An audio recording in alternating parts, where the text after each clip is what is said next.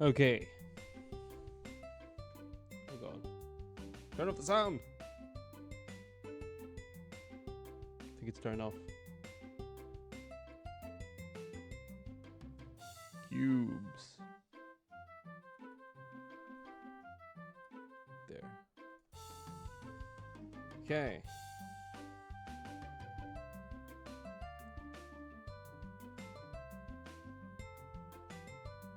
Obsidian indeed. Oh, you can see spawn.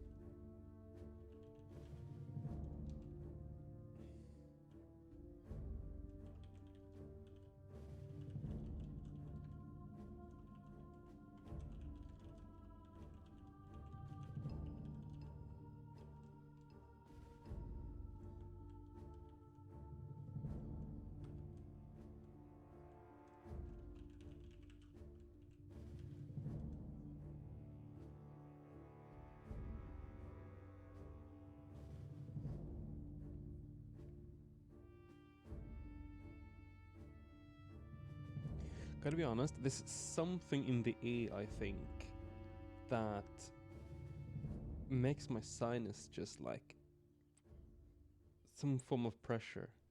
I kinda have a headache.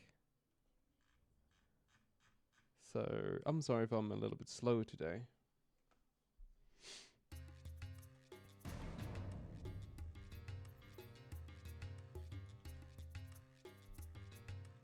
But it is what it is, right? Oh, ads. Let's see here.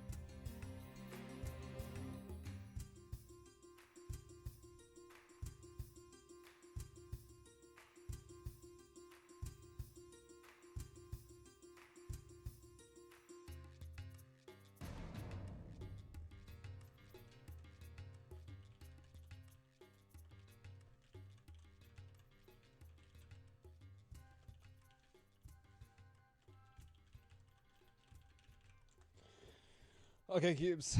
We have planning to do. I'm going to jump into.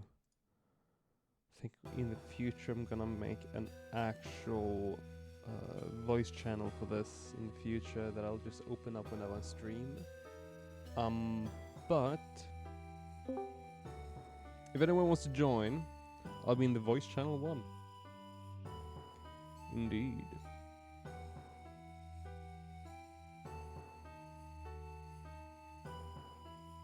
Hello, Toasty.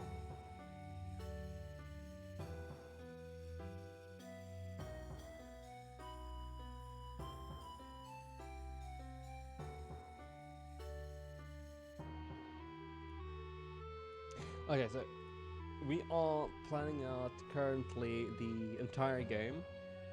Before the 5.4 is being released, we have a lot to do.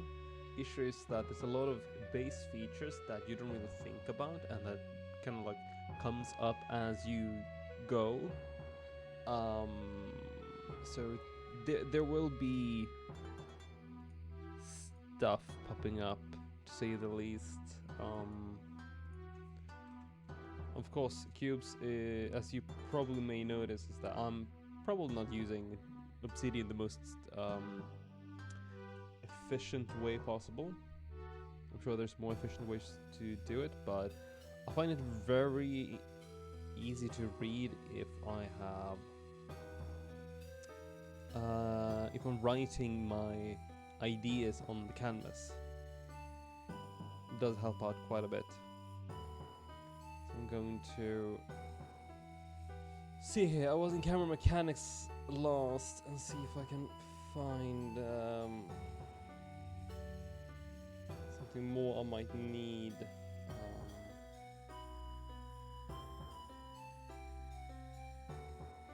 Massage my head too, because this pressure is a little bit frustrating. Anyway.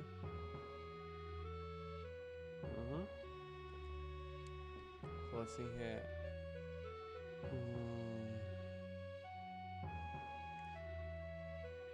So I'm going to keep having the same controls with the camera that I had before. I am, however, going to add a more advanced version as well. So like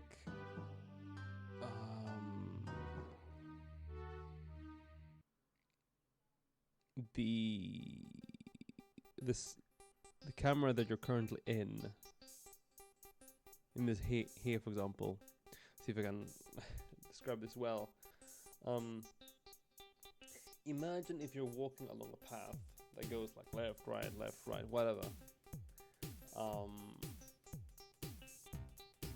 Let's see a street, and then you want to go into a shop that you see. If you get closer to the door of the shop, the camera will turn towards that shop dynamically, depending on the distance between you and the shop.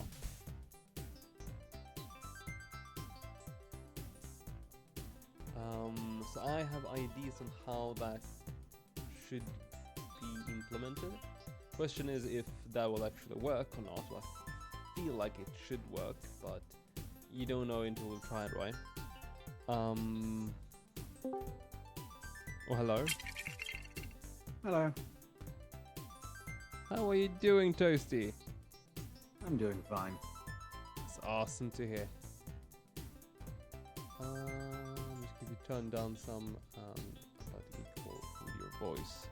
You know, I thought that music was. There we go. Is this better? Or is it just for me? Hold on. Okay, no. Here we go. Test! It should work. Right? Maybe?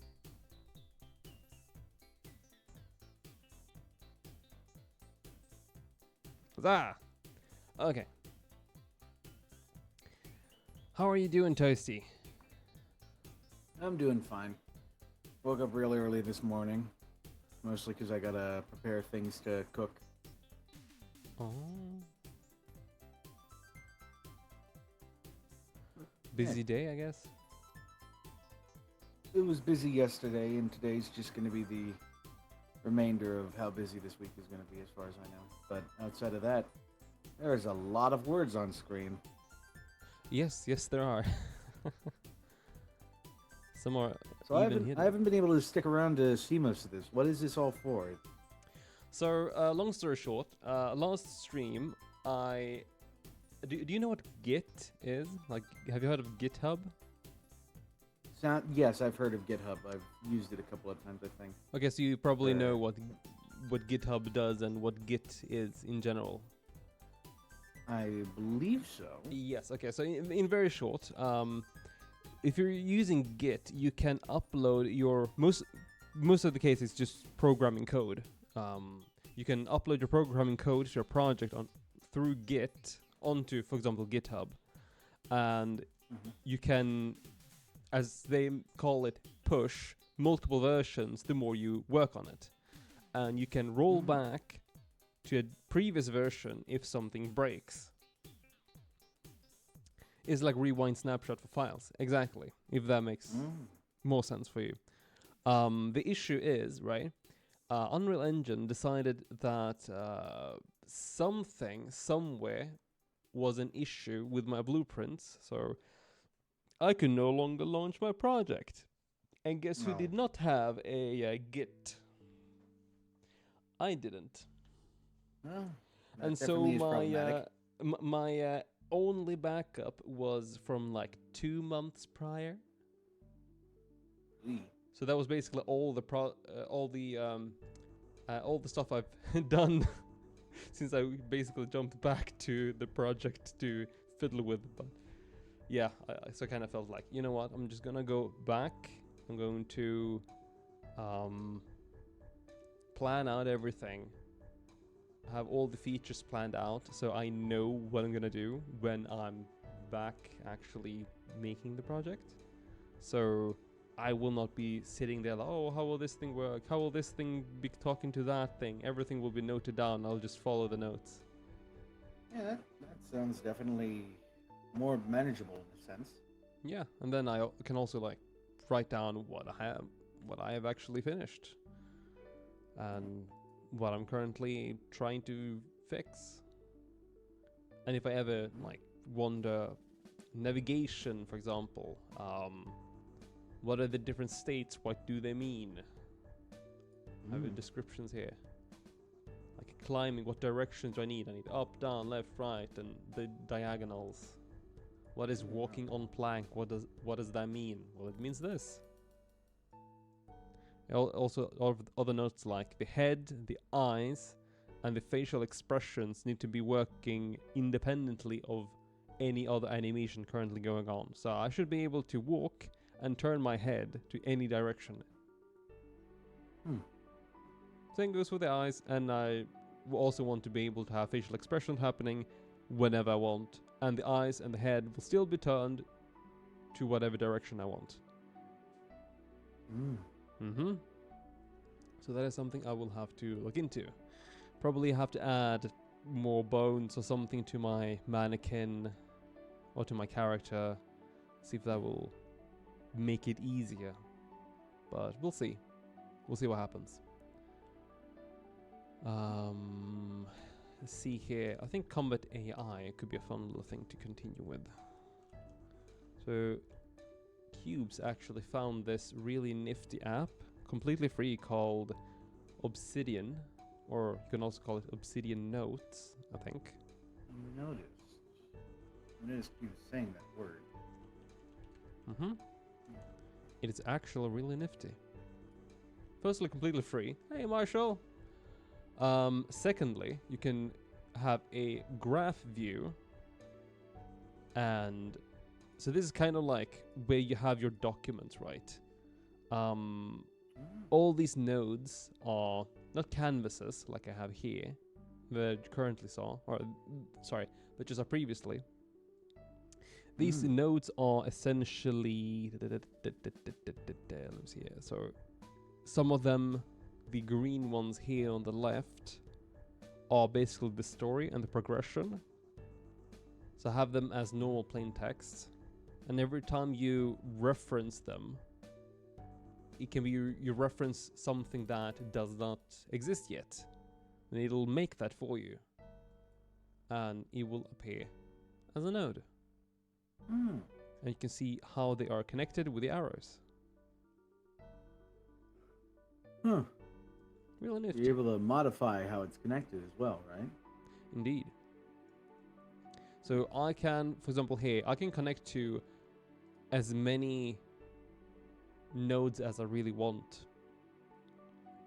And the arrow direction only goes to, let's say for example here, point 4, Evergreen Steps. If I make a connection to number 3 Armandale, then the arrow will go from Evergreen Steps to Armandale. So Evergreen Steps to Armandale, there, goes from there. But I've also made a connection from Armandale to Evergreen Steps. So that's where you can see an arrow back. So if you go into here, Evergreen Steps. If I were to remove this, for sake of argument, that arrow is gone. Now it only points to Armandale. Hmm. Really nifty. Interesting. I might have to look into this program a bit more. It is a little bit tricky in the beginning if you are not used to programming. That definitely is true. But I might probably show it to a friend of two or who actually are taking programming classes in college.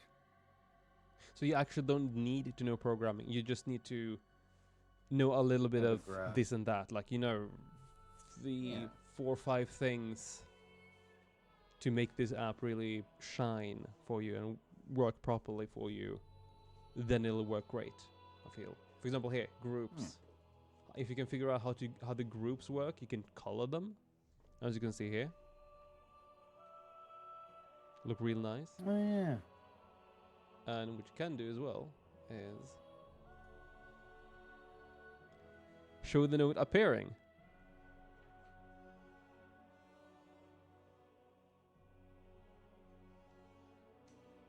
Huzzah! Okay. That's really fun to watch. It really is. So why do you even need winter time? I can join the stream and not be half dead from lack of sleep. Oh, I know, right? Sweden doesn't need winter time. We need just time. To be honest, if you know how to solve puzzles, you know programming. Well, if you know the language of programming, then if you can solve puzzles, then you will probably learn how to actually do efficient programming. There's definitely a few things that can stop somebody from doing programming, but Definitely. well, not stop, more or less just If be anything, more obstacles. yeah. I know my dyslexia gets in my way, Oh yeah, mine too. so yeah. But that's just an obstacle. Yeah, one step at a time. I mean, if anything, a programming language is like any other language. It just programming languages have more like dialects, almost, from one to the other. So if you know one, it's easier to learn the next. Yeah. Learning syntax is the easiest bit. Just you just need to know how it works first. Yeah, I agree. So yeah, combat AI. I want to make the AI. I wanted to work simply, but I kind of wanted to be able to feel a little bit more advanced. What I mean with that is that I kind of wanted to be able to just roll a dice, a 4-sided dice, and say, I want to do a normal attack this time. Or, I want to shoot fireball to your face. Or, I want to heal my buddy. Or something like that. But at the same time, I also want the AI to be able to see what's going on the battlefield and say, oh, hey, I can heal. I have mana. Well, maybe mana doesn't matter because it's the enemy you're fighting, right? I have a healing spell. My friend has 50% HP. I should probably heal my friend. Or if the enemy knows how to use, for example, a protect spell, maybe at the beginning of its turn, it checks like, does anyone have this buff that I can provide them? No? Okay, well then I'm gonna start with, let's say, the squishiest character. Or itself. Protect on itself. Because it's squishy. Because it's a spellcaster.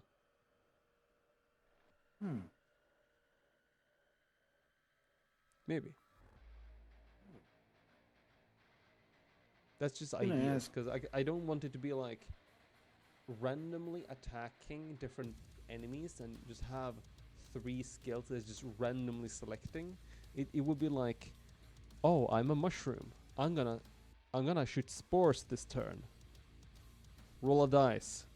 I'm gonna shoot spores this turn. Roll another dice. I'm gonna shoot spores this turn. It's like, god damn it. Roll a dice. I'm gonna cast fire this turn. Okay, cool. Find something else. Roll dice. I'm gonna use spore again. Oh my god. So, to prevent that from happening, I would like the AI to be somewhat intelligent, but I don't want it to feel like rocket physics. Like it's hyper advanced or anything. Yeah. There's no need to. I mean, I'm not planning to have any enemy having more than like 2, 3, 4 skills to really choose between. Maybe a spellcaster has more magic to make it more difficult later on. For whatever reason, like it can cast haste out of nowhere. Just, oh, okay. Wow. Maybe I'll give the AI some personality, so they are weighing certain options more than others. So it's more aggressive, so it's like, okay, I'm not gonna care about healing my friends, but I'm gonna buff the living butt out of them. So here's haste, here's attack boost, if I'm gonna have attack boost in this game. You know, just haste on all of them. And then on top of that, berserk. Even more power. Yeah. So would the AI be able to like strategize properly and figure out what's the best in the situation based on its personality? Such as, say, a cleric or a general mage would probably either want to diffuse a fight and protect their friends over killing the enemy and seeing to it that they cease to exist, more or less. That's kind of what I'm thinking. All right.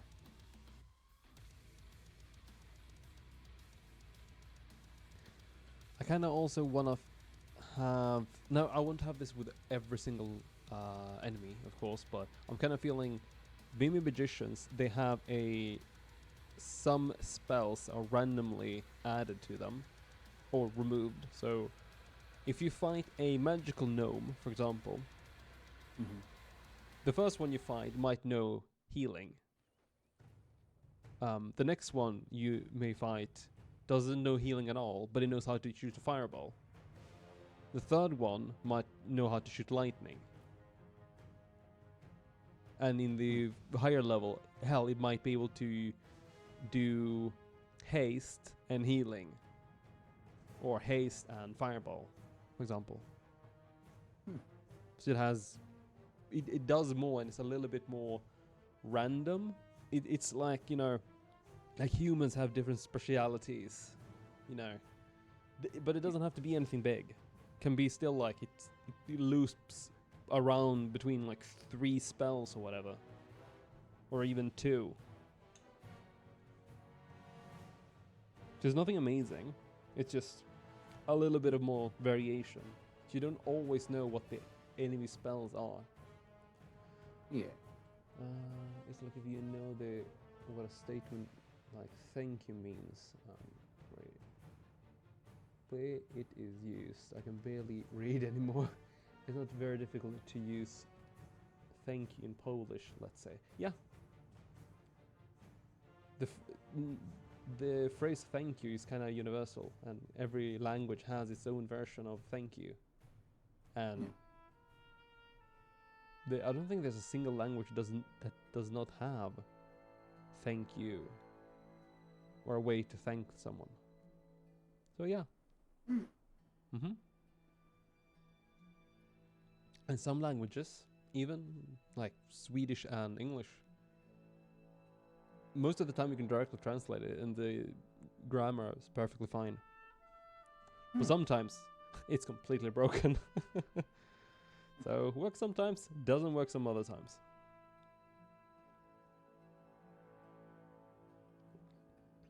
And sometimes it's just passable. Alrighty. Just barely. Yeah. Let's have a look here. The combat AI. I want it to... So let's first split in what the basic actions the enemy can do. And let's go from there. So one basic action is melee attack. Or should I just split into attack, which then is melee attack, magical attack, whatever the enemy decides is the best option. More viable for its situation. Yeah. Support. So let's say buff, for example. Debuff. Heal. These are just examples at the moment. Is someone else's chat on your screen above this message?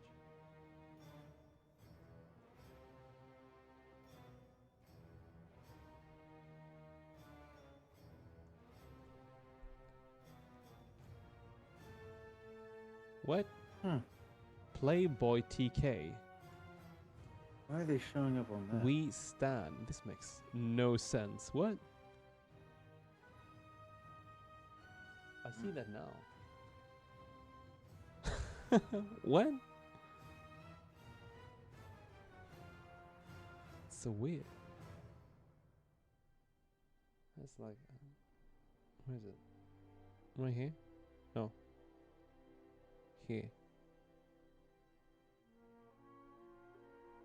So weird. Oh well. What else could the enemy possibly do? If they notice something doesn't work, would they possibly try a different strategy? Such as if they notice that you're resistant to a certain type of damage or overall magic, would they stop trying to do that kind? Maybe. Or should I? I don't know.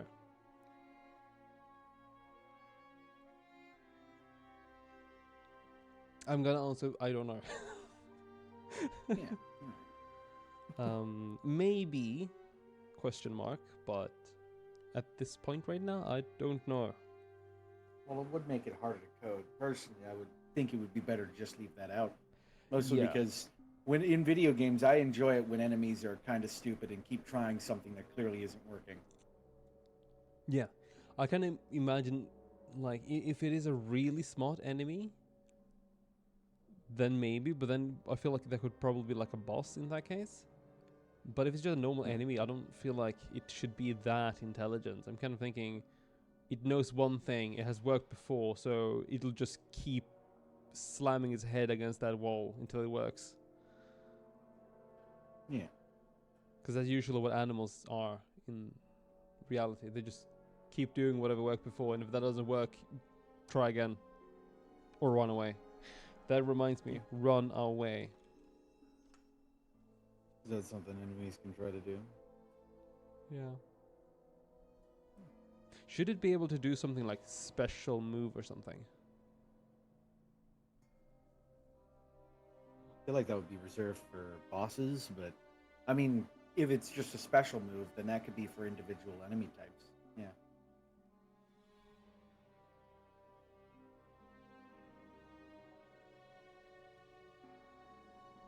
Be based on the context, I guess, of what you give it.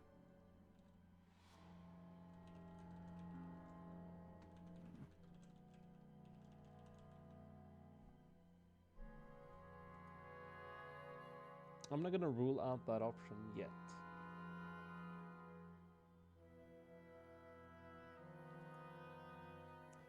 Okay, so I don't I don't think I want to have enemies be smart enough to use items.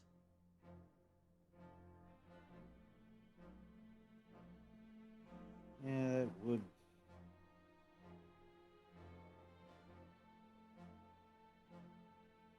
If they would use items, I think it would probably work similar to like Pokemon.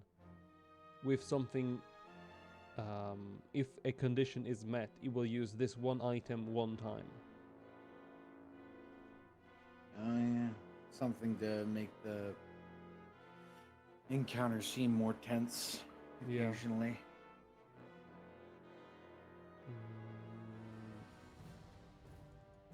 Would it be a guarantee in that case?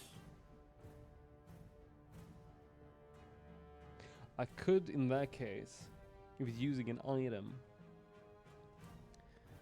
I could randomize what item it is, so that it doesn't always have a potion that heals 100 HP. Instead, maybe it has a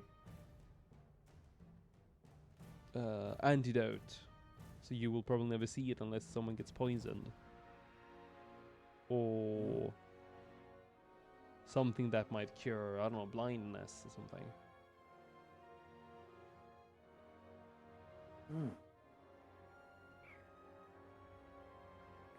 But I feel like that would be going a little bit too far, perhaps. That might be. I feel like that would make it slightly more unfair towards the player. Yeah. That level of randomness could really throw a wrench in anything that they were planning or might Yeah. have been doing. I kind of wanted to be as simple as you see a magician and a sword and a okay, one with a staff and one with a sword. You probably want to go for the one with the staff first, because if they're a magician, they will probably blow you up. And if they're not a magician that blows you up, it'll probably be healing your his friend. So you probably want to kill the one with the staff first, either way. Yeah. I think I want to go have it that simple, at least from the perspective of the player. Yeah.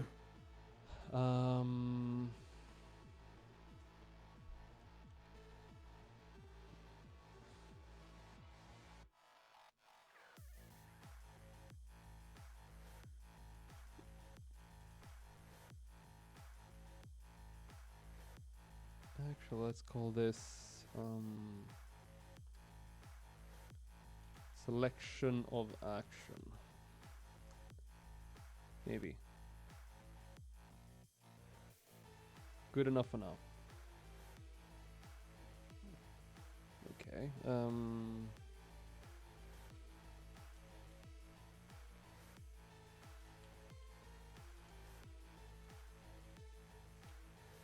So weight-based actions, depending on the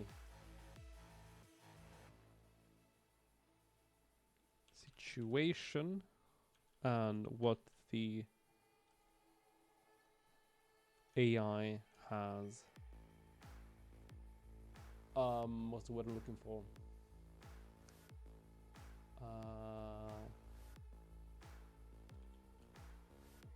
What actions the AI has available. So with this action selection, basically, would this also play into how they would decide to run away if they are clearly not winning a battle? Yes. I feel like some enemies are coward by nature. For example, goblins. Yeah. So there's 3 goblins. You kill 2 of them. The third one is a coward and runs away, Yeah. or tries to run away. Yeah. That makes sense. Do you think a runaway effective strat is something that you can inflict upon enemies? So enemies does run away. Yeah, like say that a character who has strong melee stats has a special skill that could basically deal a lot of damage when an enemy's low health. If they meet that requirement of low health, they could inflict a like fear stat on the enemies, which if it's great enough, the enemy could then try to run away as a fear response.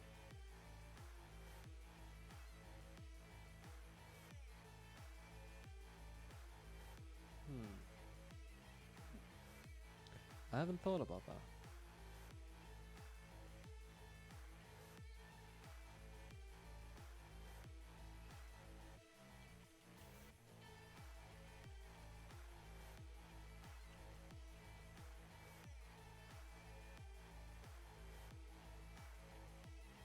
Now that as a little note.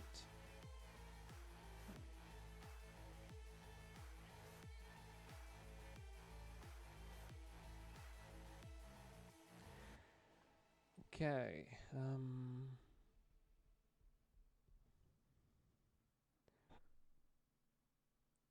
So let's see. Go back to personalities for the AI. What kind of personalities would these be? Defensive, aggressive, passive? No, not passive. Mixed.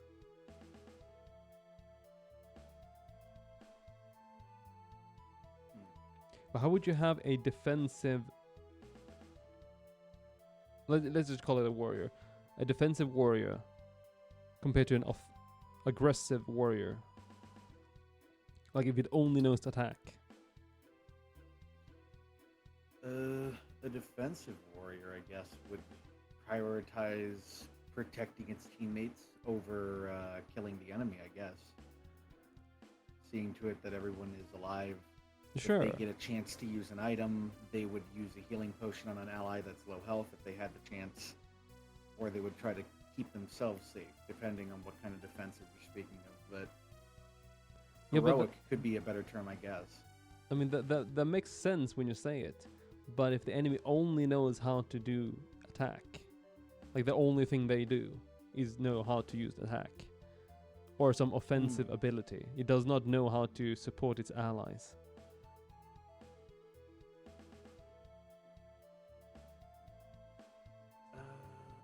I guess it would then be, it will always be offensive unless it knows, like if the personality is defensive, but all it knows is offensive moves, it will just go to offensive no matter what. And if it knows defensive moves, it will try to prioritize those over offensive moves, like defend ally. Do you think that, okay, what is it called? Do you think that its personality would affect its stats and damage at all? If it's naturally defensive but it still only knows attack moves, would those attack moves generally be weaker compared to one that is aggressive and knows attack moves? No, I think the only stat differences will be the level of the enemy and the type it is. All right. So I have, let me see here. Stats. Here we go. Stats calculation for enemies. It will be, first it will go through the base stats. Once the base stats is here. And it will go check for the level of the enemy. Then the monster rate. I only have right now a wolf rate. So this is the stat differences a wolf will have. And then I have enemies which can turn into a primal, meaning they are buffed. More rewards, challenging enemy. Got it. And these, I don't think these can run away. They wouldn't run from battles. They would just stick to them. Yeah. Would there be certain monsters that, or certain enemies that can't be primal? Like, I would say a measly goblin can't become a primal. It would have to be something greater than a goblin. Not sure. Right now, I feel like the only monsters that cannot be primals are bosses, because that wouldn't make sense. Makes sense. Like, who wants to fight a boss that has suddenly 3 times the health? Hey. I know, right? Or like 1.5 times the damage, 1.5 times the defense. It's like, oh, I did 10 damage. Oh, now I do 5. Also, True. now I hit Surely my truck. some kind of that's definitely a feature for a new game plus mode of some sort, but not for base game at all. Yeah, I feel that. Because that's a challenge, all right. And I know that certain people, like Cubes over here, would probably be very willing to take that on. But base game introduction, I don't think that's not friendly to any kind of gamer, really. Oh, what about this? First time through, all bosses are normal. New Game Plus, all bosses are primal. Oh. That does definitely make it more worthwhile to try to challenge them. Having 3 times more health. And while damage. primal, they have one more, one more phase. Oh. That does sound fun. That definitely adds to more content, I think. Yeah, I mean, everything else will be basically identical. But the bosses will be then the challenging aspect, the difference between New Game Plus and normal. And that's arguably, that's the reason why people play Souls-like, right? It's for the bosses. Yeah. It's not partially for the story. Yeah. Most likely not for the trash mobs. Could be for the I scenery. wouldn't say that. But if you say a Souls-like, you think, oh my god, did you see that wolf boss with a massive blade? You didn't say, oh my god, did you see that grave, that grave place? It was so cool. It was so spooky. You think about the dog or the wolf with a massive sword. Yeah. Definitely would be a worthwhile change in a sense. I feel like people would definitely play for that. Let's add this New Game Plus.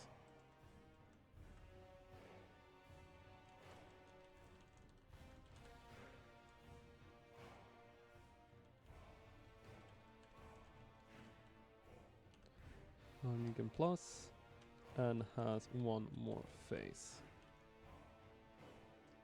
Okay, everything's fine.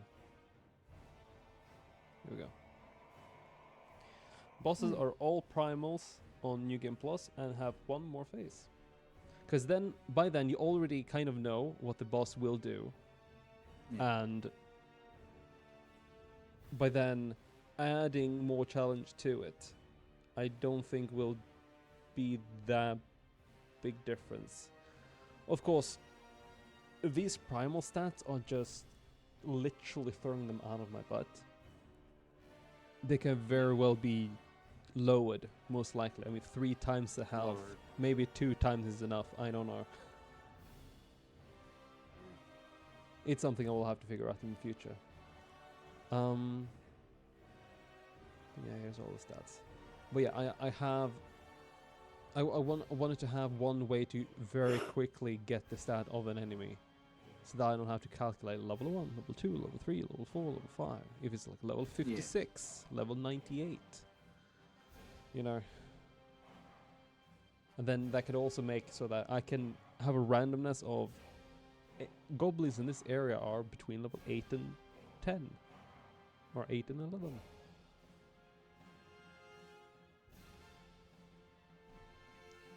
Yeah. Back to combat AI. So magic spells, buffs, and so on. That's right, personality.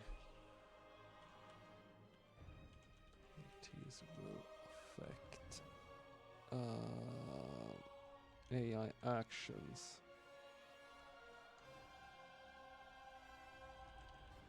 Would a would a personality entirely nullify the use of certain things, even if they know them, or would it just lower the likely chance of them using those I abilities? think just lower the likelihood of using it. Okay.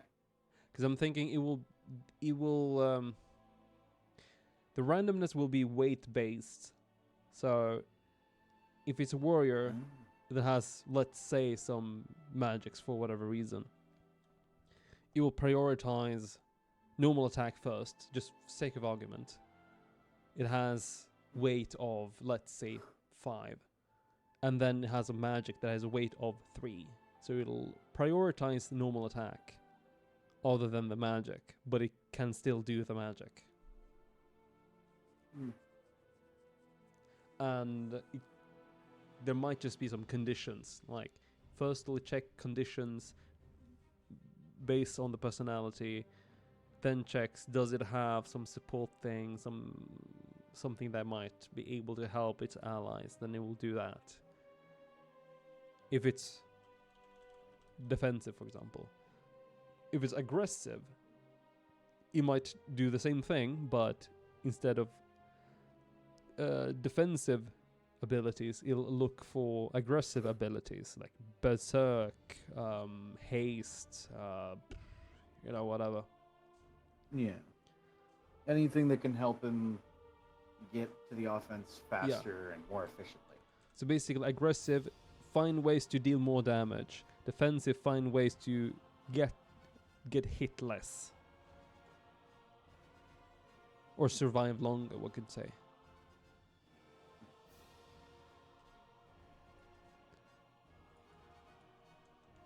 Would there be a neutral one? Or... you know what? Let's do that too.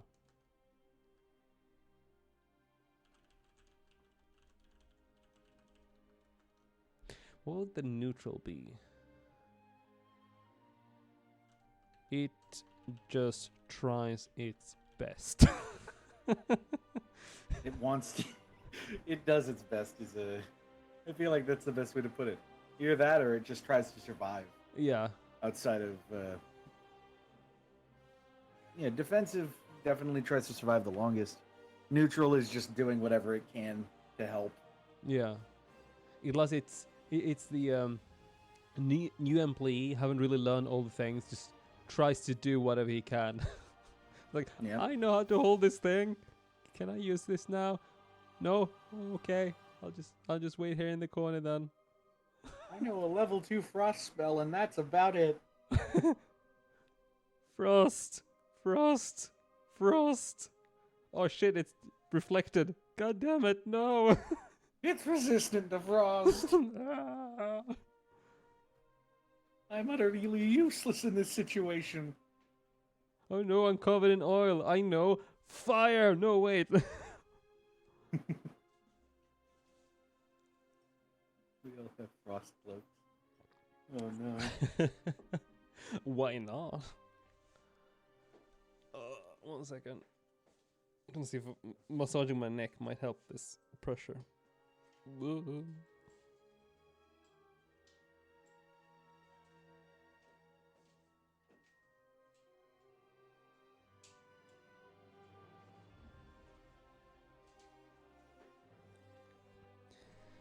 Living with a strained neck is kind of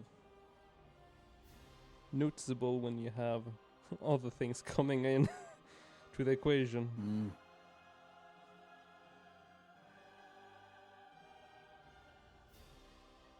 Yeah, it definitely sucks. Well, the pressure kind of disappeared. Oh, No, it's still there. But it kind of disappeared. damn. That's nice. Ah.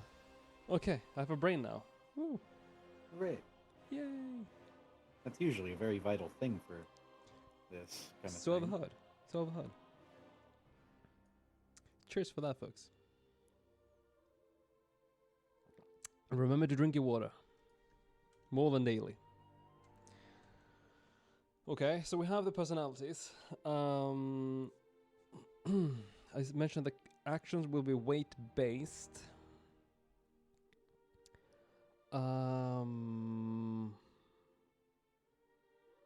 I think what I can do here is give examples.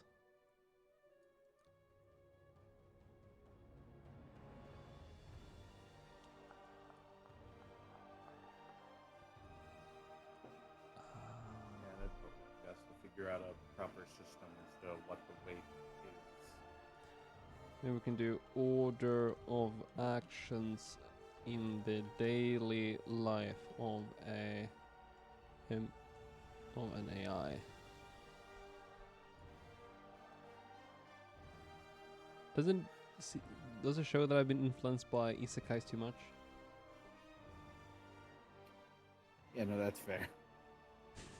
It's only a little noticeable, I think. Just a little bit, just a little bit.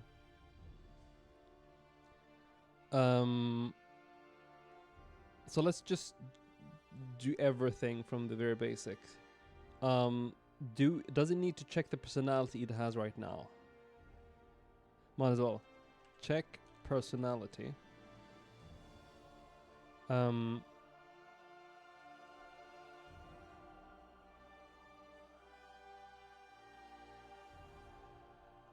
Check weighted actions.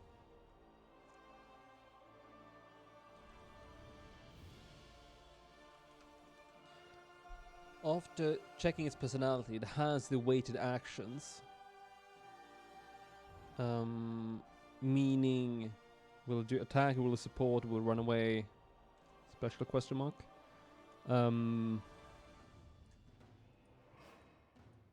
How would it then?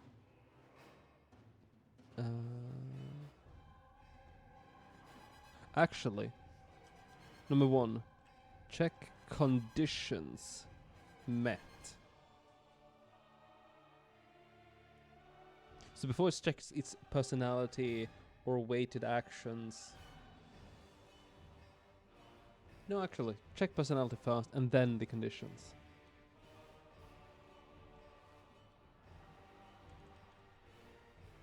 Personality would help add weight to everything. Yeah. The conditions would definitely make it so it limits exactly what it would want to do or what it could do in the situation.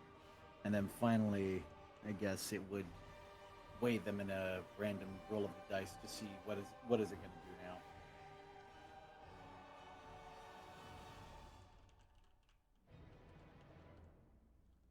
I think.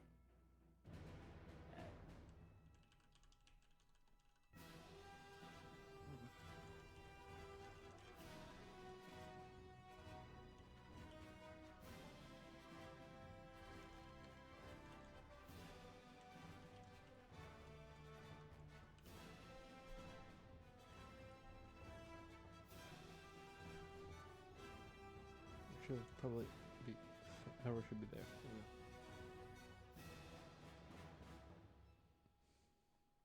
And these are just examples.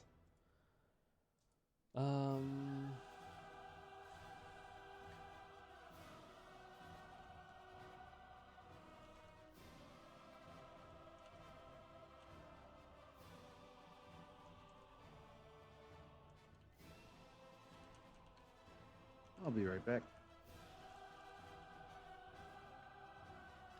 If no conditions are met, do weight-based random action. I think that's fair.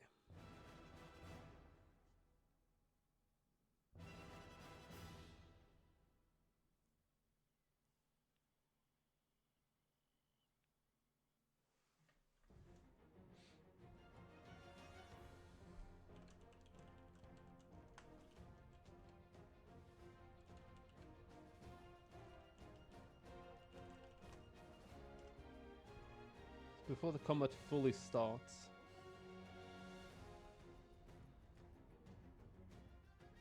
Or as combat initializes.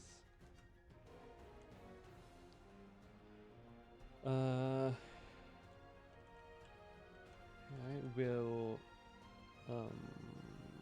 see what all actions they have. Attacks, magics, can run away, etc. How do you spell initialized?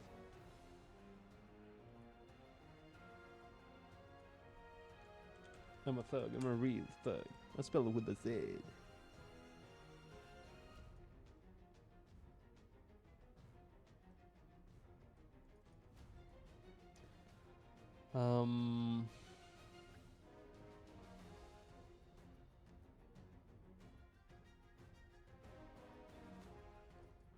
You should probably check the personality at this point.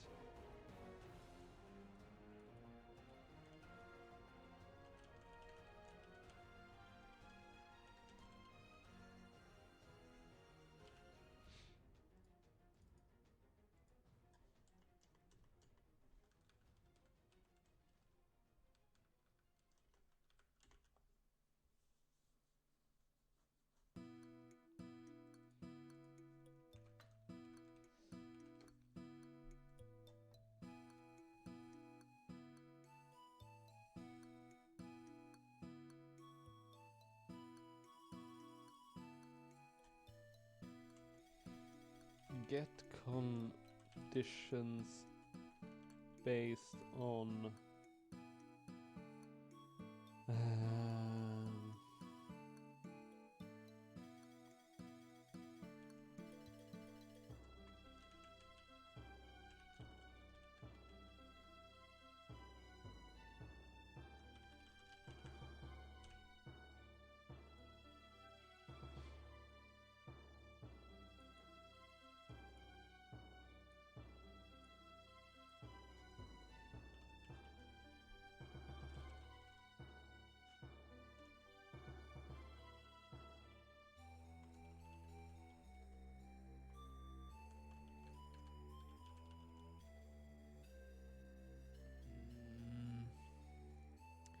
what's the phrase I'm looking for? How are the conditions met? No. How are the conditions added? Maybe. Over time, like during the battle. No. Initiated? This here I'm checking. Why is it adding certain conditions to that AI and not other conditions? So I wanna. This is. I'm thinking that the personality and the action weights and the conditions. Did I say conditions wise? Anyway, all those things will be initialized as the combat starts. So it doesn't have to reinitialize everything every single time. It already knows all those stuff.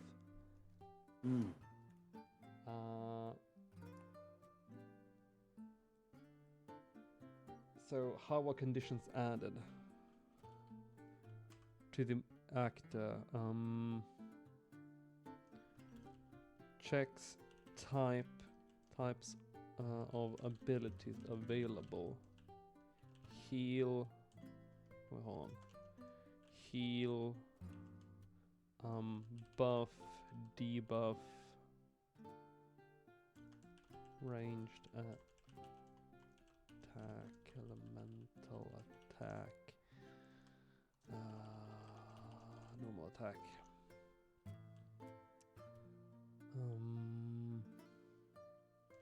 Checks personality.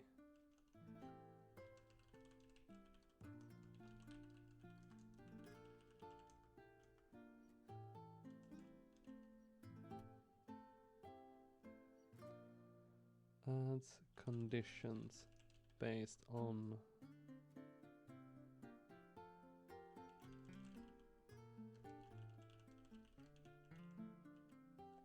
adds conditions based on available and matching data. Also, welcome back.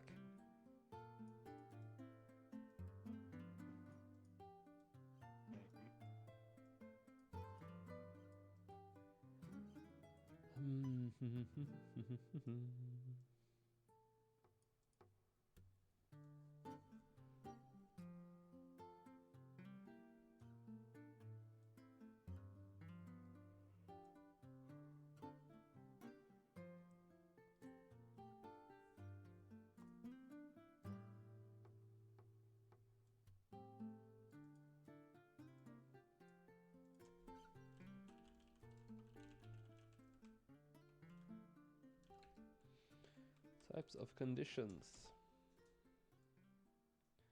Can work on that in a moment.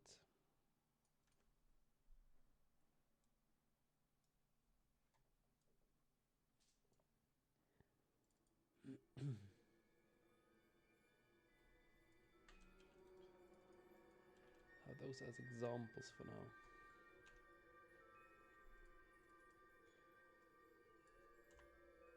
Check conditions met. Do action if condition met.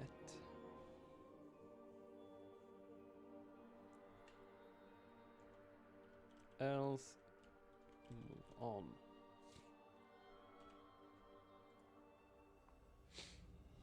Check weighted actions. Actually, don't need to check weighted actions.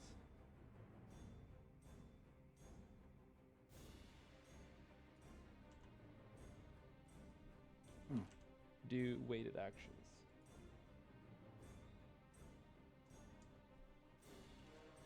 End turn.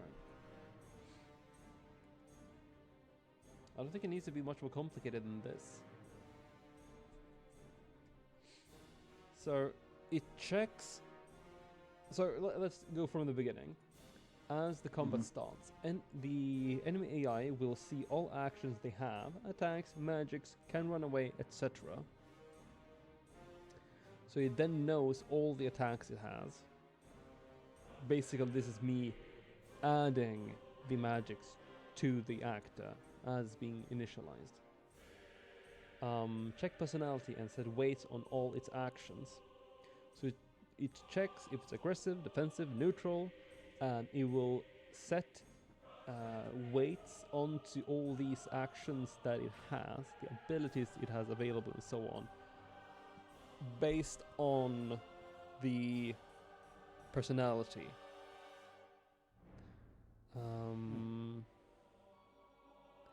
Then gets conditions based on available abilities and personality. So over here, it goes to the conditions. It compares the abilities it has available and the personality it has with certain conditions. It checks the conditions from a database, then saves the conditions onto itself, so it doesn't have to go through this database over and over and over again. I don't know how I can do this database quickly. I'll figure something out. Gets the list of conditions and then stores it. That's good. So now it's initialized. So this is just the AI. I'm not thinking stats. I'm not thinking what kind of enemy it is and so on. That is different part. That is not AI related. That is stats and enemy selection related. Something different. It moves over to order of actions in the daily life of an AI. This will basically be checking what will it be doing when it's that AI's turn. So we'll first check if any conditions are met. If any of these conditions are met, I think I'll just do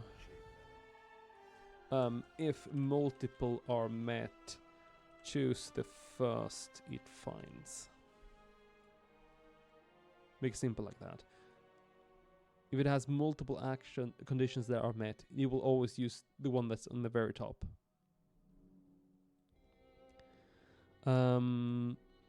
Do weighted actions. This is just for simplicity's sake. Otherwise, it will be another weight base for every condition. Just don't want to do that. If no conditions are met, you'll move over to weighted actions. You will just weigh the actions that have, throw a dice, check what it lands on, and then do that action. After doing the action, it will end its turn. I think that's it. I don't think we need anything else.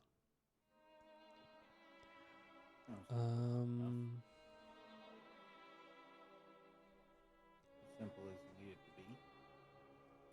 Let's see here. Bosses. Actually, we can do...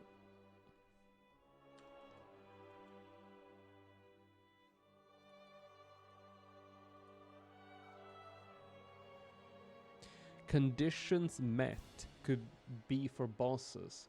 If it's this specific boss and this thing happens,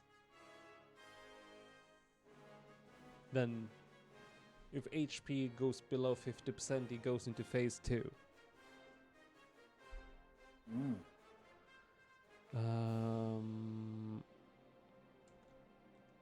If boss enemy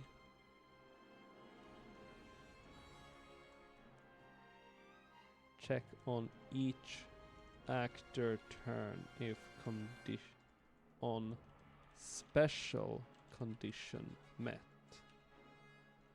Special example, new phase.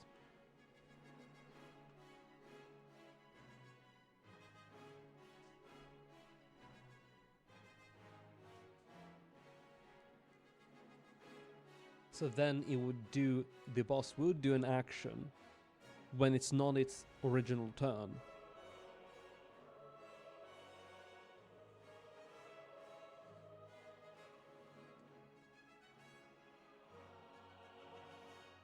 Yeah, I think that makes sense. I think we're done here.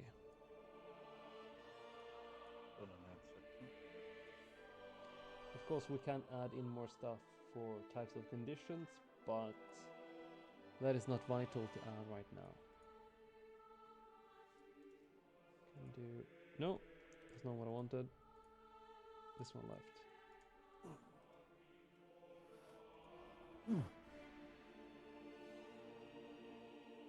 I was wanting to ask because I believe I already could put together what it is, but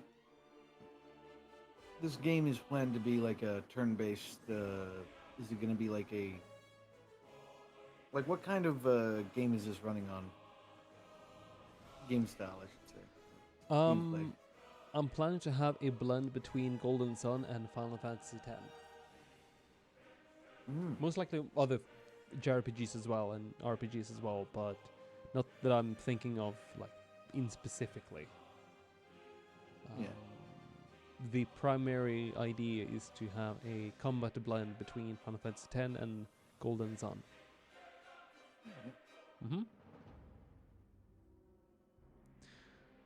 So instead of, for example, overdrives from Final Fantasy X, I'm considering to have instead the weapon mechanic from Golden Sun, where normal attacks can do special moves depending on what weapon it is.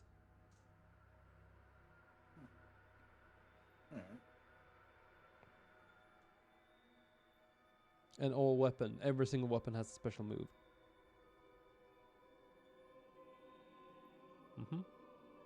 Now, how I will get that working? Not sure. I don't know how I will exactly distinguish what special move it'll have. Of course, it'll be done when the item is being created, like when it drops or whatever. But what will let it know, like, what are the conditions to say, oh, it's going to have this one over that one, or if it's just completely random, or if it'll be depending on what kind of power node it has, and the power node is the upgrade system for the equipments. But then if I have, depending on the power node, then it will be like the Final Fantasy X mix overdrive, where you have 200 items and you need to find a combination with every single freaking item and that's just, you know. A fair amount. Lord. So I'm thinking maybe as the item drops, it has a specific move.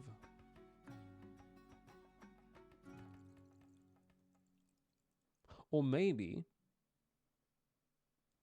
right, maybe it has specific moves depending on the upgrade level the item's in. So let's say you find the item, it only has maximum one upgrade level. You upgrade to level 1, then it has one move, one simple move. If it has 2 upgrade levels, then upgrade to level 2, then it changes from that simple move that it gets at level 1 to a stronger move at level 2, maybe, I'm not sure. Or just a different one. We'll always have this different one. But it will get just slightly stronger for every level. Maybe. Not sure.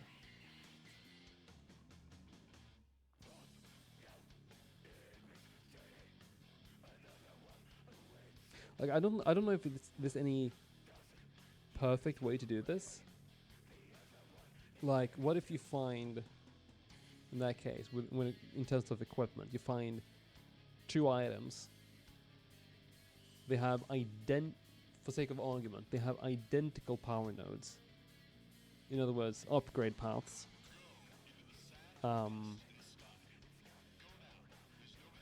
One has one ability and the other one has a different one. And this, how would you know what ability is what?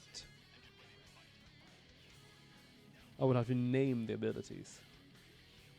It would be like secret stat moves or whatever from Pokemon, in that case, where it can have A or it can have B. And if it has B, then every potion is like twice as strong or whatever. Or if it has A, then it gets more experience every level or whatever. Or every battle, throwing stuff out.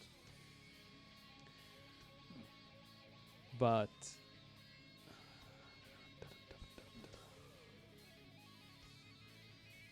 maybe I'll do this depending on the level of the item, like what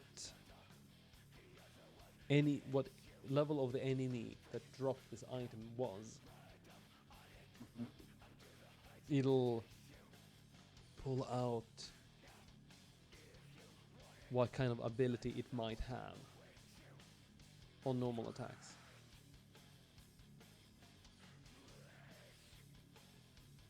Huh. And the higher level the item is, when I say higher level of the item, I mean the higher level of the monster that dropped the item, the equipment, the weapon, specifically only weapon, the more maybe flashier the abilities will be, the more different they might be. They might add debuffs without needing to have power nodes that does it. Like you hit, and there's power node where you hit the enemy and there's a 50% or 100% chance to blind them. Maybe it hurts the enemy with fire damage and blinds them, or a chance to blind them or whatever. I don't know. Would these stronger weapons have any drawbacks to them at all? You mentioned a little bit. Those attacks don't always happen. Okay, yeah, that would be the best drawback for it. There's like 25% chance that happens.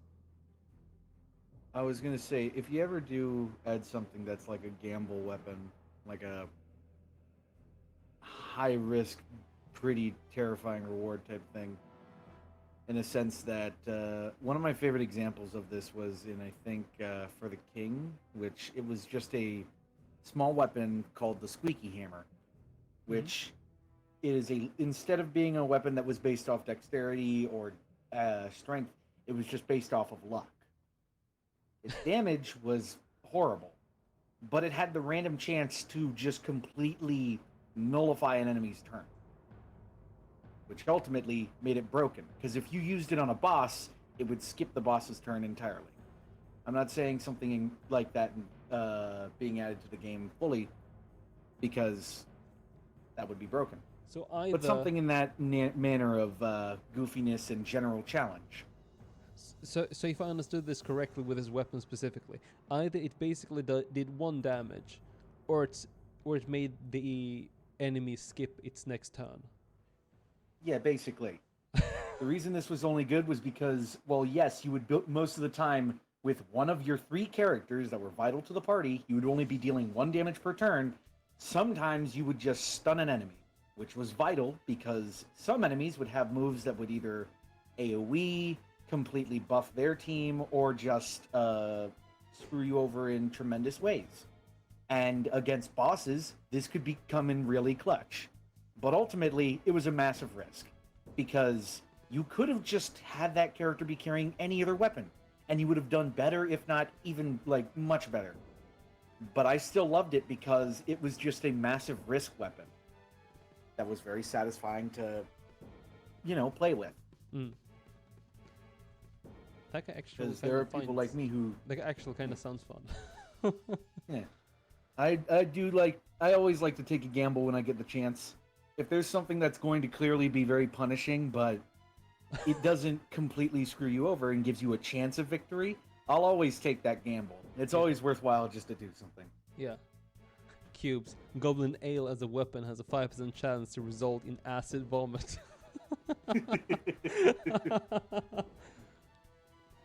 Oof. 100% chance to cause burn on the enemy. And petrified. But only 5% chance to actually happen. Awesome. Mm. Wouldn't that be fun?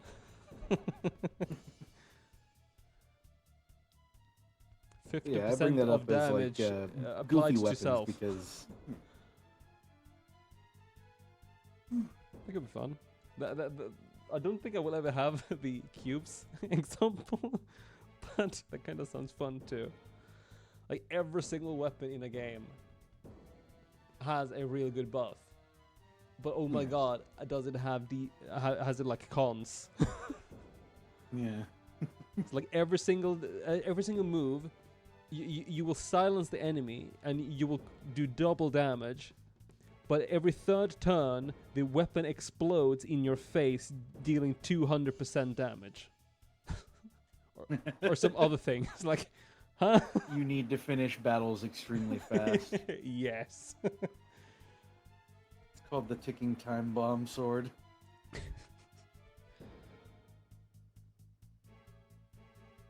The sword of nihilism.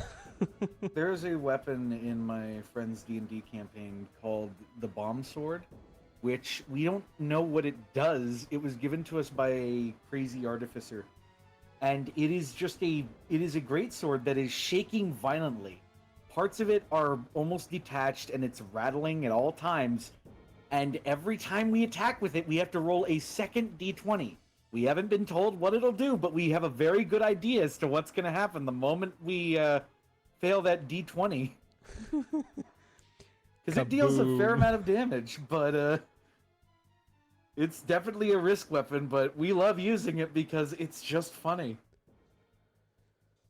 Oof. Thank you. I have water, thank you. Yeah, my girlfriend came with baklava. Ooh. Greek baklava. So I don't know if I can show it stream.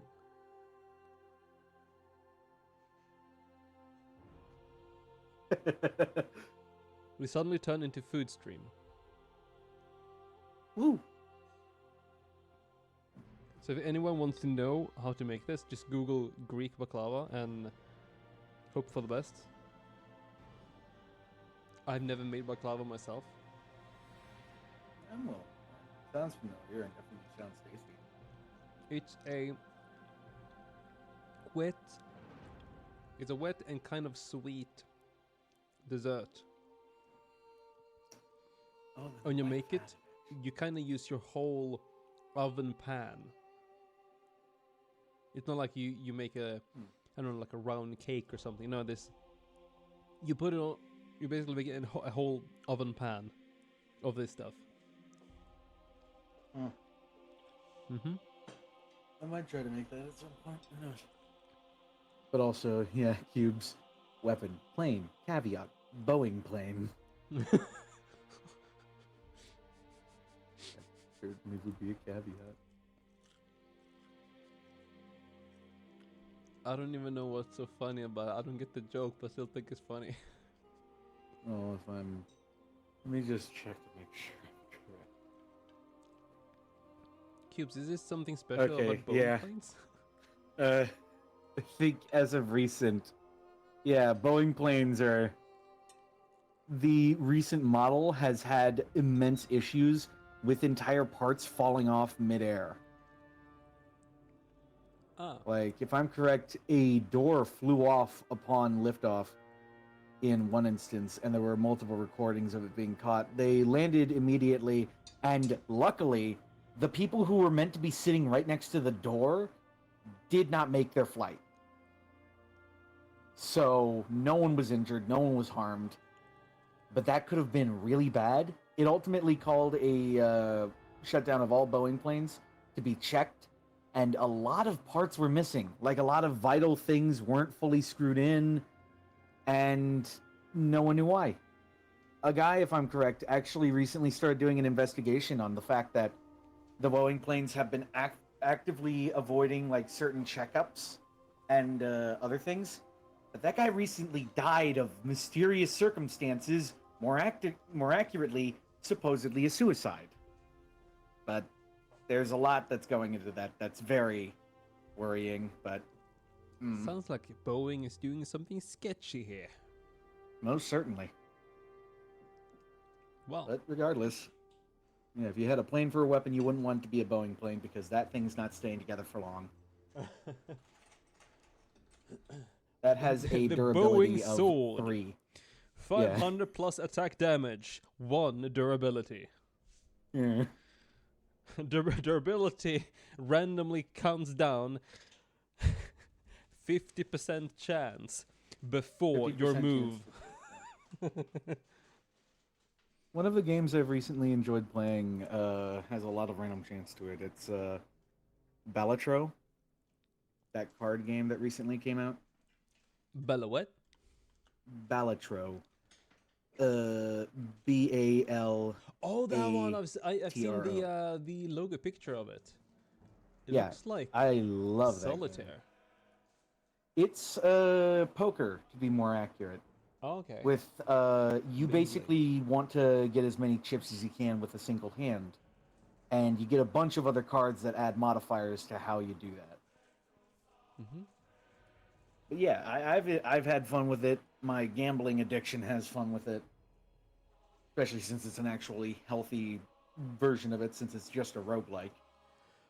But I don't know if yeah. it's this game, but I think it was some card game or some other like physical game that's a game dev made a game out of, and they had never played that game before.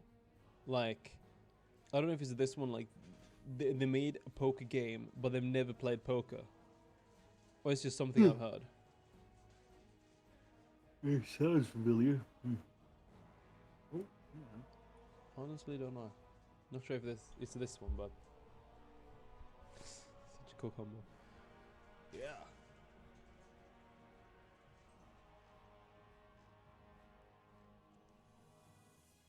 Pretty nuts how games are being evolved from indie devs and not from actual AAA. almost certainly. Yeah, I've been keeping track of a lot of games recently. I haven't. What was it? The more recent games I have my eye on are games like Rotwood, from the people who made Don't Starve Together. They're making a new game called Rotwood, which me and a couple of friends found a lot of fun when we tried the demo. Helldivers 2, of course, came out as a really good game. That game is just fun all around. Oh I yeah, don't play it nearly as much as some people, but I've you heard know, that Helldivers 2 is really good, like really good. Only downside I'm is the matchmaking, at least in the yes, beginning. that is. I would say that is the only downside because randos can be sometimes a pain, sometimes they're great. But if you have friends to play it with, then it's a really good game overall. What is it? The more recent demos I But what tried. if you're forever alone and you don't have any friends? You can also play solo, technically speaking, which you'll put the hell in Helldivers at that point. Got it. Cool. I thought there's Uh, friendly damage. yeah. Yes, there is. There's friendly fire, and it is very lethal. Awesome. Considering the weapons you're carrying around are meant to take out, uh, horse-sized bugs with armor plating stronger than oddly enough, armor plating stronger than a Boeing. Uh, yeah, I'm not surprised that any of these guns are able to one-shot humans with minimal armor. I think there But was someone showing that there was a bug with the two-legged machine where if you try to fire your missiles while yeah, turning if to the you try, right, it blows itself up. yes, that is a bug, and I can't remember if they fixed it anytime soon. They haven't released any patches. Well, no, they have released patches. Hang on, I'll have to check that. But that was an issue. It was a funny one, and it got my friend died way before anyone figured that out. He thought he stepped on a rock wrong, but I mean, fair assumption considering how that worked. Oh no, I looked at the rock funny. Boom. What's it? I enjoy the Emotional game a lot because damage. of its world building that they're pulling off. Since when they put out their one massive update, they don't actually reveal everything that's in that update. Yeah. Because slowly over time, things evolve in the game and change. Because from that one update that we got, slowly over time, people started noticing flying bugs. The in-game Ministry of Truth denied the existence of these flying bugs, Yeah, I think and then I like think about they a couple of weeks, reported this on their Twitter. Like, there's no yeah, such thing as flying bugs, and then people like, there's totally flying bugs. There are no flying bugs. yeah, It's exactly. so And funny. now, and right now, people are spotting sightings of strange ethereal ships in the sky over battlefields, which is apparently pointing to one of the three enemies that were in the original game. I think they're called the Lumerians. I can't remember. They're the people who had the faster than light travel type shit. That Awesome. apparently they might be coming back. There's clips online about this, and they haven't said much about it, but you can see in the headline clips in game that there are mention that if you've heard word of these sightings, just know that they are delirious visions of war type thing. But yeah, I love their world building. It's really cool that they're doing that kind of thing. I kind of like that they're moving it to actually real life as well. That kind of Yeah. gets the game into a whole another perspective. Yeah. Like people who are not even playing the game get involved. Mhm. That's next level. Like I don't play the game too much because I can only last about. I can only do 3 of those missions before I feel burnt out on the game for a little bit. Mm. But it's a fun game regardless. A few other games I've had my eye on. 2 recent demos have made themselves known to me. One called where is it? Cryptical Path, which kind of takes on the identity of a going through multiple paths of a roguelike Metroidvania, except it has the idea that you actually are the one slowly building the dungeon you go through. You use these points that you acquire by killing enemies to make the rooms, and if you run out of these points, you can still create the rooms to get to other places, but it comes at the cost of giving you these very, very vital curses that can essentially screw you over. I managed to get 2 curses on my first run because I didn't think it was that important, and the second curse I got basically said, hey, if you take any damage from enemies, If they get rid of a full heart, that heart is gone. Wow. And that ended my run very quickly. But the game's pretty. And then another Permanently game lose that I the think heart. is. Yeah. Yikes. And then another game that I found quite wacky but enjoyable. Yellow Taxi Goes Vroom. Silly name for an equally silly yet overly hyper game, I would say. To anyone who enjoys Hat in Time mixed with basically Crazy Taxi, that is what this game is. Very simplistic but intricate movement mechanics mixed in with the idea of, well, you gotta go from one place to another, bringing customers around, but with like this weird, generally goofy idea to it. I The humor googled in it. the I game see a generally is, man with sleeping attire and mustache on. He's shooting yeah, that lasers guy. from its eyes. Yeah, that guy's name is Morio. He is your creator, and the game's humor is rather crude, as it puts it, which still is pretty funny to me because, I mean, the game's fun. There's a guy with a Music very- pizza for a face, and his staff is a Yeah. pizza slicer. Yeah, I saw that, and I love that guy. I want to find him once the full game comes out. Wow.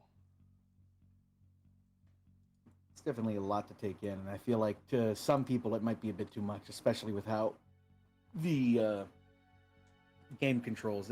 It's a fast-paced game, but considering I played through the entirety of Pizza Tower to where I accumulated 200 hours on a 5-hour game, I feel like I'm decently able to handle it. I'd say so, yeah. I feel like the dev has really succeeded if it's a 5-hour game that you play for 200 hours. Yeah. I feel like the dev has definitely succeeded there. I Needless like to that say. game a lot.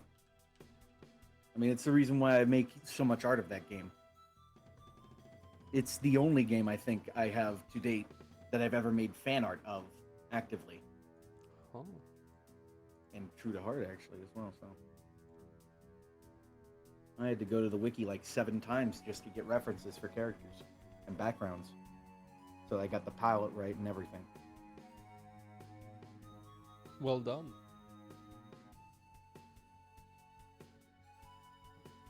Have you probably shared those at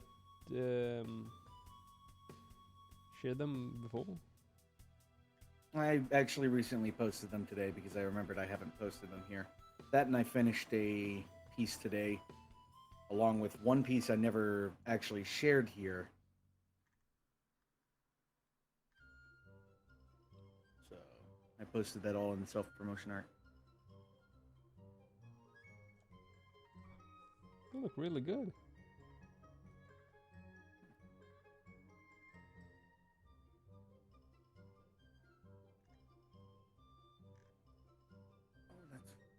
See, you I do should need be to look like into- a 2D game artist. That's what you should be.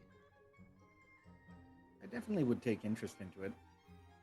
I used to do a lot of pixel art animations, but I stopped doing that after I couldn't find any actual things I felt like animating outside of very basic shapes rotating.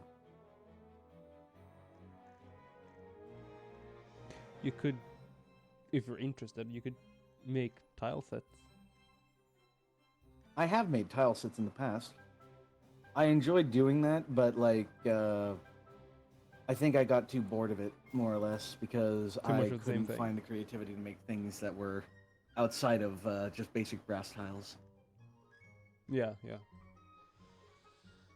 You could take the take an old like 20-30-year-old game, take the tile set and just revamp it. Yeah, I could try to do that. I might do that as a challenge during this month. I mean, make it fun. Because And have the challenge be it's actually just 2 colors originally, like Pokemon Generation 1. that kind of challenge is always fun. I like doing minimal color challenges because that doesn't require me to think so much on colors. That part I already struggle with. Design, not so much. Colors, most certainly. And what I think could be really fun as well is that you have like a reference of a city or something, or like a town or an area. And then you have before And and then I try to after. recreate that in the tile. Yeah. You have a before and after with the tile upgrade.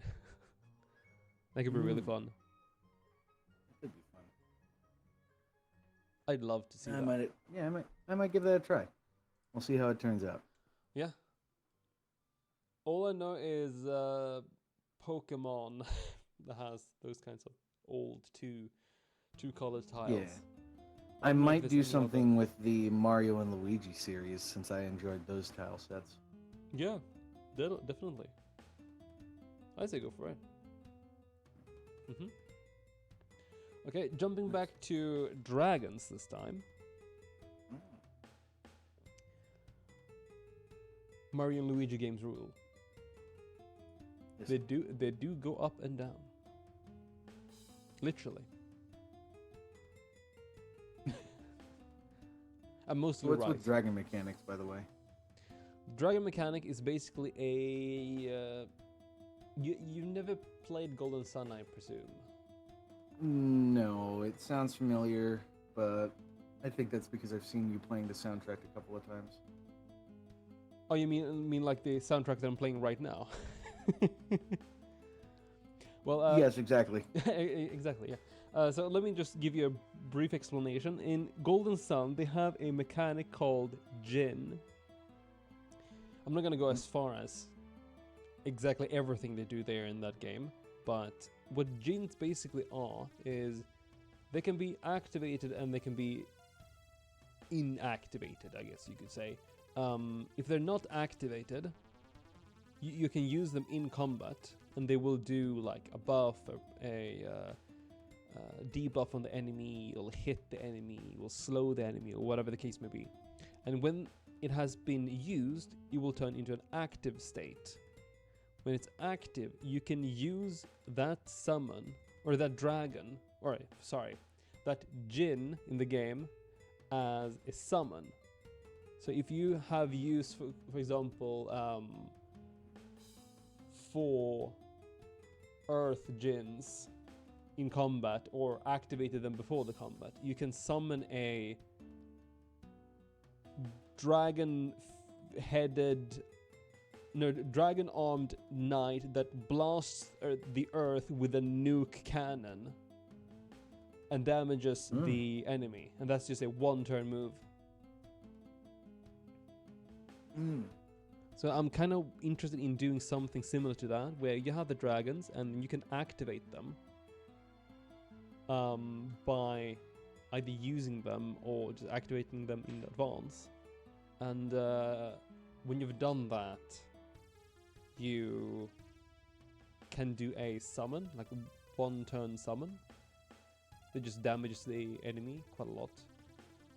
But once they have been summoned, then they are in a standby phase, meaning it has to rest for a couple of turns.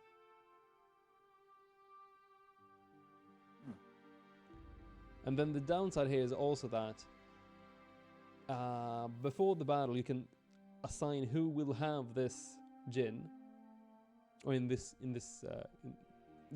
Golden Sun that's how it is as well, but you assign who has the Jin, and only that person can use that Jin. So if person A has this fire Jin, person B cannot use the same fire Jin, but they can use a different fire Jin. Now in that game as well, the character gets stat buffs or stat debuffs depending on if the Jin is active or not.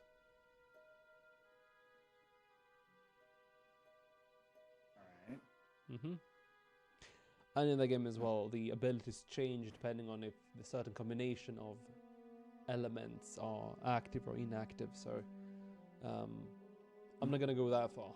That's a bit too much. So, all right. Dragon mechanics. 3 states of the dragon. It is can do 1. inactive, active, and standby. Inactive, it's ready to be used in combat. Active,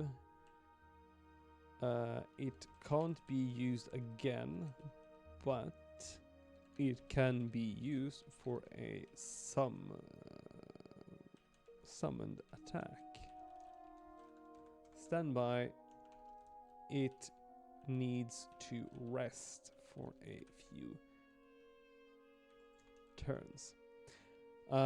Downside is as well, if it goes into standby, it doesn't automatically go into inactive state once the battle ends. You will have to take a couple of steps. Combat ends. Need to run to change from standby to inactive state. Yeah.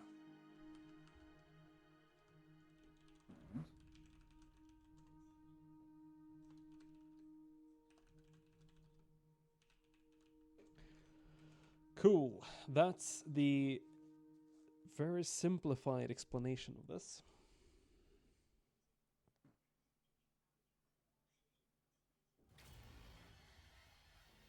Where do you get dragons? You find them, you battle them, you beat them, and then you absorb them. Basically. Alright. Most of them are story. You find them through story, and then some of them you find through exploration. I think that's side quested challenges that you take on yourself. Kind of. I think some of them will be like kind of end game, so you will not be able to find them anyway until the very end of the game, where the game opens up and you can do more stuff. Yeah.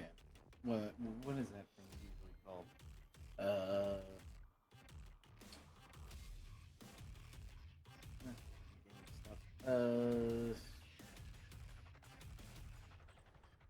I can't remember what that part of the game is called for most RPGs or JRPGs. It's usually called the end game, as far as I'm aware. Like, end game is usually described as all content you can do before the final boss. oh, alright. And if it's after the final boss, then it's called post content. So, for example, New Game Plus would be post content. Right. Okay. And then early content would be everything before end content, I guess. Yeah.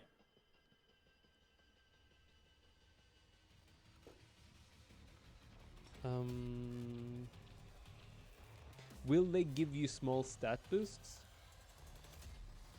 You know what? Sure. It will give you small stat stat boots. It will give you stat boots. Stat boots. Each dragon, when inactive, gives a stat boost. When active or standby state, no boost.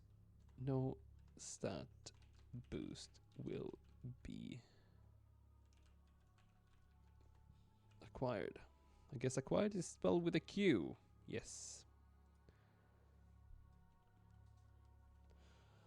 So in an inactive state, there will be a stat boost. In any other case, there will be no stat boost. And just to clarify, abilities will not change the amount of dragons assigned or their states. Just to clarify this for myself and everyone else. Yeah. Is there anything else? Right, the summons. Multiple active dragons can be used to summon a powerful attack. One or multiple.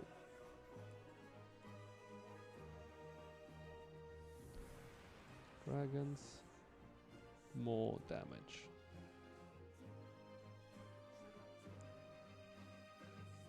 Simple and easy. Just something I've missed here. How many dragons do you think you'll have planned to be in the game entirely? There are 4 elements. Mm-hmm. I'm thinking at least 4 dragons for each element.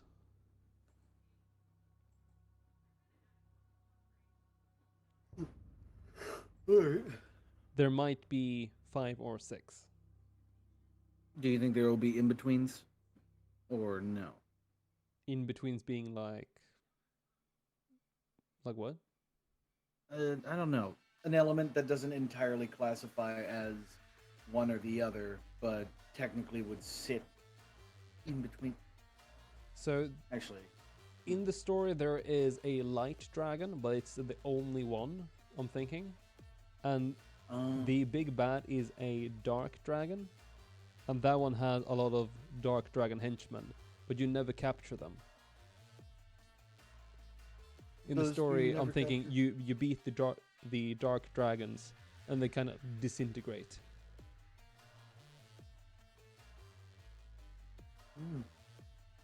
And the reason why they disintegrate is story related.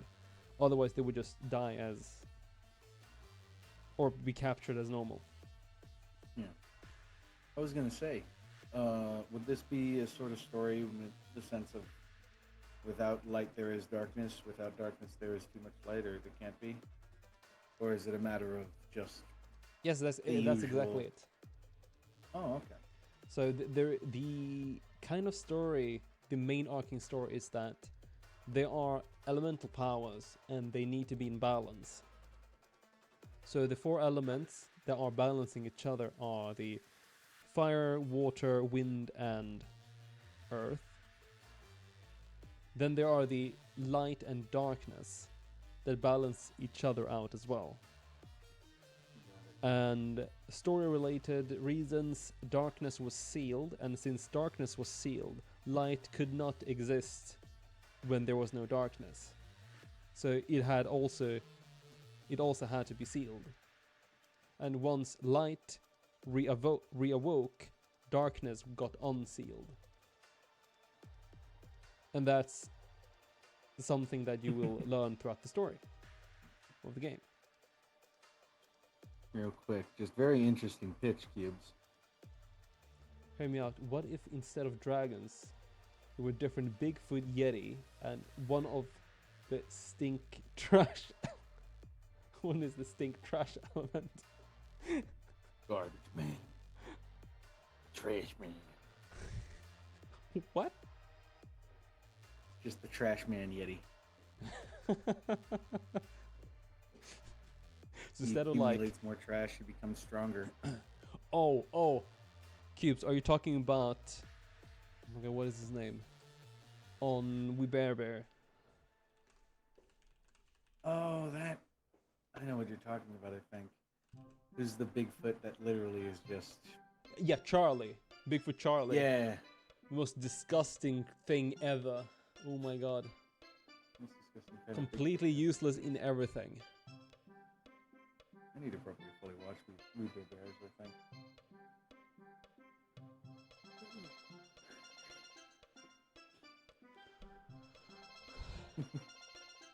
So Cubes, you're basically describing Charlie. That is correct. Stink Say trash so. element.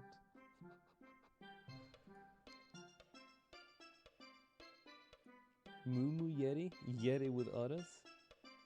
I think you're talking about Milk Tank now from Pokemon Generation 2. Yeah, at this point, this is just Miltank. Tall Miltank? All Milk Tank? Yes. just tall mill tank. Just called Mill Tank.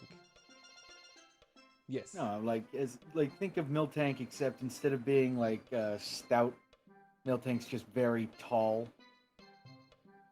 Middle tanks. What is a middle tank? I All mentioned mill milk tanks. tank, Okay. but mill tank? Uh, Mill tank. A tank that mills the enemy. It sucks in the enemy, then mills it out into enemy grain. And the enemy powder. And the enemy powder, you can throw it back at the enemy and blind them. That's an interesting stat. Would that cause fear and then blindness? The milling of their allies would cause fear. And getting them in back in the eyes would cause blindness. Yeah, that would. Yes. That would. Yeah, that would. So that's just a double combo of stat. And then the combination Fairly of those debuffs causes panic. Yeah, it causes panic, which ultimately can result in them running in random directions, hurting themselves, And has or a 25% chance for a heart attack each turn. Yeah. And has a 5% chance on each turn while having a heart attack to be instant death as their heart explodes. Yeah. So upon having a heart attack, they are completely stunned, can't do anything, and Yeah. have a random 5% chance to just die. Instant death. Seems a little overpowered, but it's good that the mill tank's ability is only obtainable in like it's New Game Plus, and you have to already be near the end of New Game Plus. Yeah. Oh, and you have to beat the hardest boss, like the ultra boss in the game, while it's primal. So it needs to be in New Game Plus. So you basically have already beaten the game twice, essentially, and then you get the mill tank. You also need the Super Mill Tank badge. It's a useless item in base game, I think. Considering it doesn't boost any stats except by one, it boosts one stat by one. Oh, and then also no. you would it sets all your stats to 1. All your stats are set to 1. Yeah. Yeah, and if you have it on, But by your the time you get health there, is times 10. So you are really tanky, but you take all the damage as if you're a little butterfly. yeah, That's how it goes. can't deal as much damage out. Yeah. And all resistances, negative 100. I was gonna say, would you get the Mill Tank ability from the secret boss? Like Totally. a boss says, I would say the what is it? The Cow Wizard would probably be the holder of such an ability. Yes. The cow wizard Last milk called kid. Wizard Otters. Lord Otters.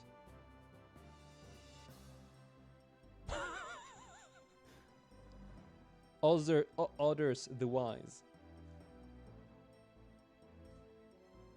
Turtle, the utterly despicable wizard. Sure. I don't know. And you Last get milk you get can. options of what you should call the wizard. And the wizard asks, what should you call me? And then just all his other jokes. Ah! Yeah. That was me. Sorry. The game will keep track of how many puns you put into his name, and that Yeah. will buff him. Yeah. And for each New Game Plus, it applies the last New Game Plus buffs as well. And all the previous New Game Pluses that you beat as well. Truly a challenge. And eventually it will remember the last name, so it will just say the first name, then the last name. So even if it's a duplicate, it will say the same over and over again. Hmm. That's how it goes. Utterly ridiculous. It will be the achievement. Yeah. Well, that was a tangent of some sort. Nailed it. I believe that would Perfect make a mechanic. perfect boss. Milk The Mage. Milk Mage. Teeth Lock. Sure. I think it's safer with Milk Mage, honestly. I think so too. Captain Lactose?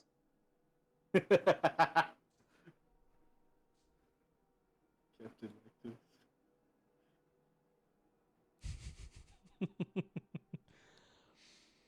uh, kind of having the biggest brain thought right now. One or multiple active dragons can be used to summon a powerful attack. More dragons, more damage. Mm. Um, Well, I'm gonna wish you luck with the stream. I gotta get going now so I can start preparing things to cook what is gonna be for dinner tonight. you do that. I had fried rice. Yep. If it helps. Oh, no, that does help. That inspires me, I guess, to cook the ham as best as I could. As I can. Mix if you eat meat, chicken and marinate it with a little bit of honey and soy sauce. That does sound good. Makes it sweet. I think it tenderizes the meat a little bit. It usually does, yeah. Yeah. So there All you right. go. You're welcome. Well, have yourself a good stream and have a good night. You too. Have a Right. lovely meal. Bye bye. Yeah. Bye.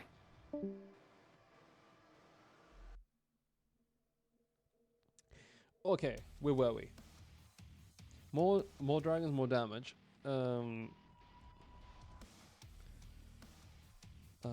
Only counts.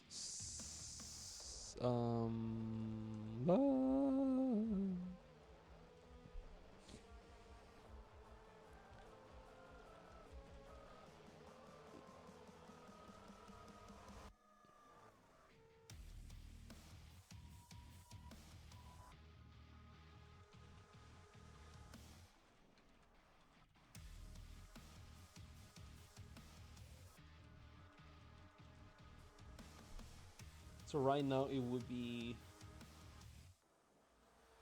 if there's 4 dragons or 4 moves in total per element, it would be 16 moves.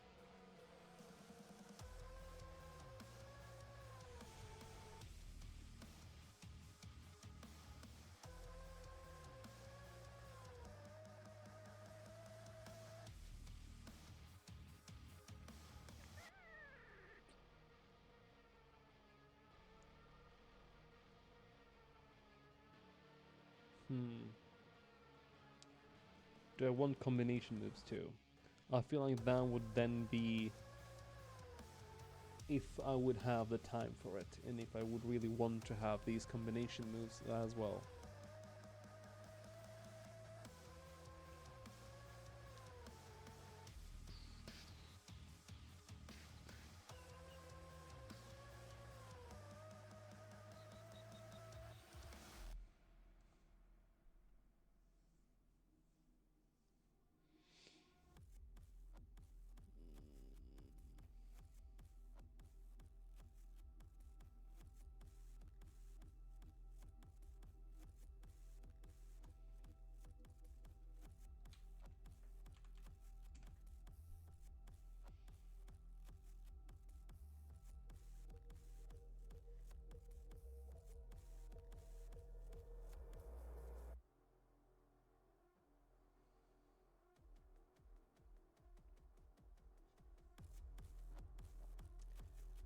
Let's see here. Enemy encounter.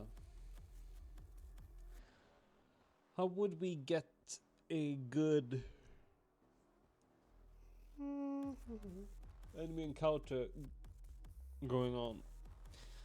So, spontaneously, I'm thinking you have a percentage chance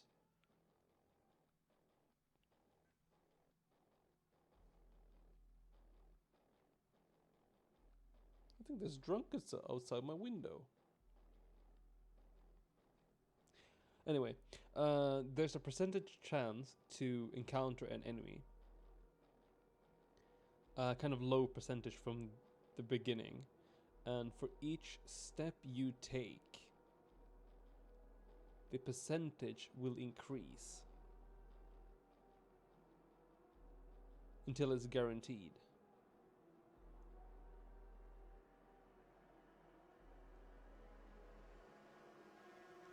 And whatever if you were to change from one set of enemies to a different set of enemies, it will just randomize which enemy you will encounter. And if you were to exit one of these monster areas, or areas where monsters can be encountered, this counter will be reset, assuming that you are not moving from one enemy encounter area to a different enemy encounter area. Then it will not be reset. Only when there is no enemy encounter area in the reference. Okay, let's add that.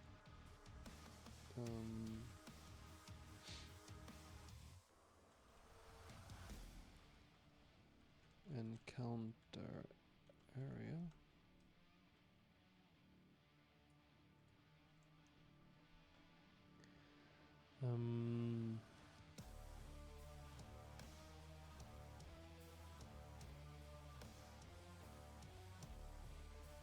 Kind of want to say 10% chance, but has an X% chance of an enemy each step. After each step, the chance is increased till player steps outside of the encounter area or a combat starts. Ad break soon. Or ad break has started. Okay, so we can just wait for the people. Let's see here what I can add as well.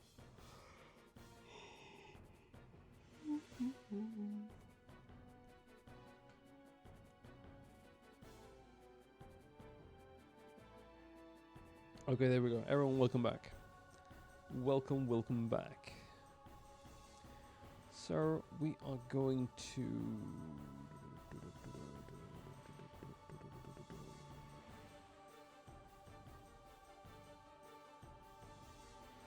I'm thinking here.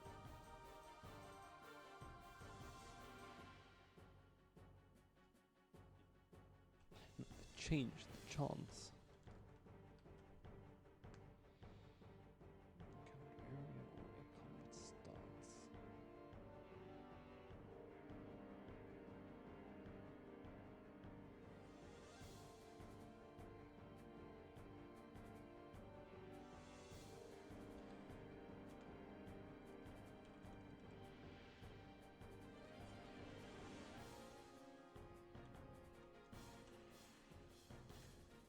Next, the counter will not reset.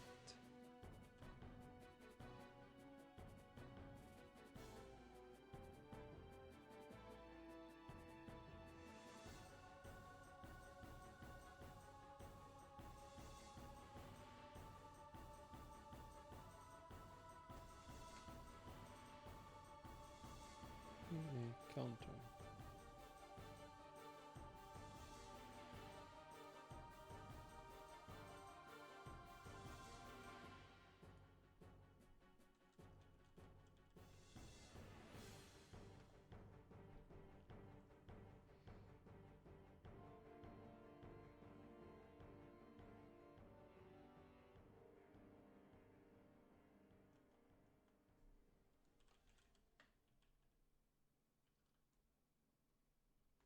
So what would the formula be?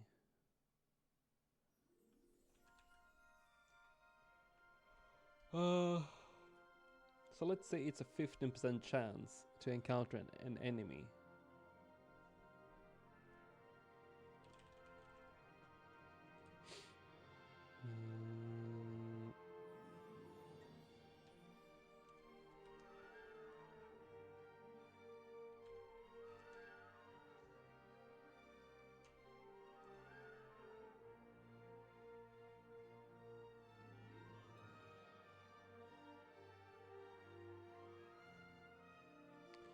0.15 plus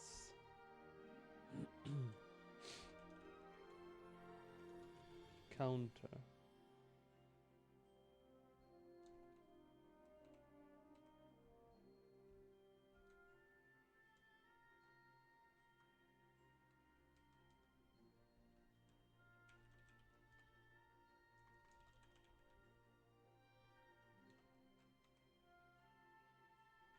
From 0 to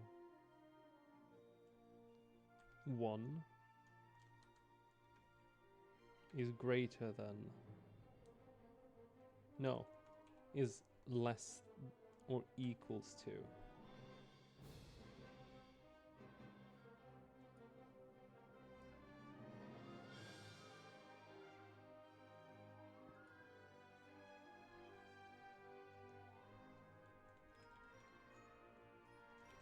With where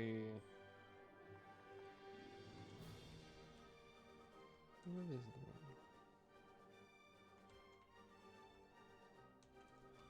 Counter is increased by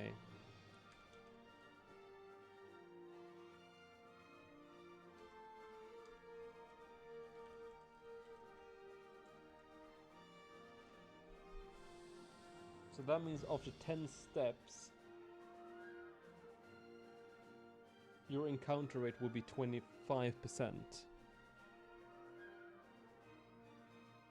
I think that's fair. That is per step as well.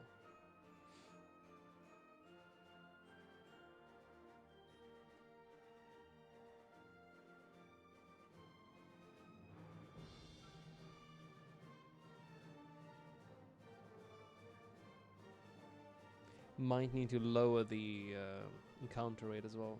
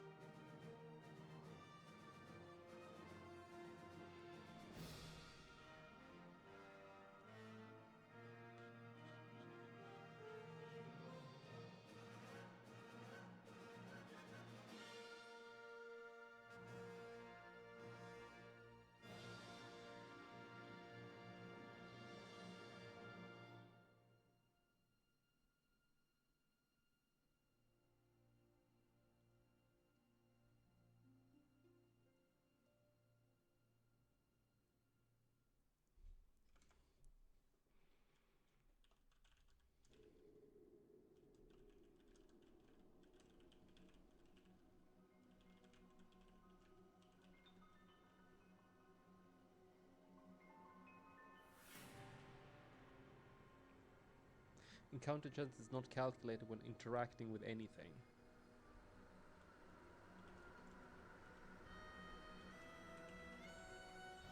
Climbing, pushing, slash, pulling. Actually, we can do it.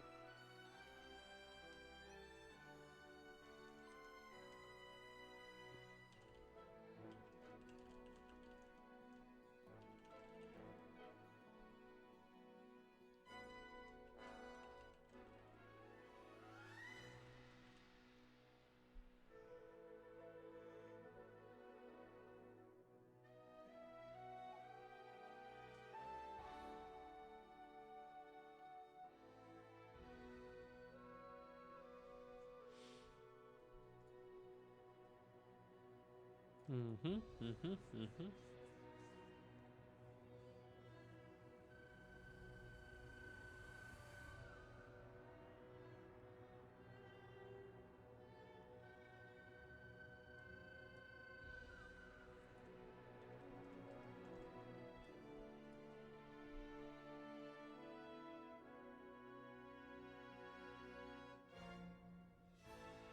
So hotkeys.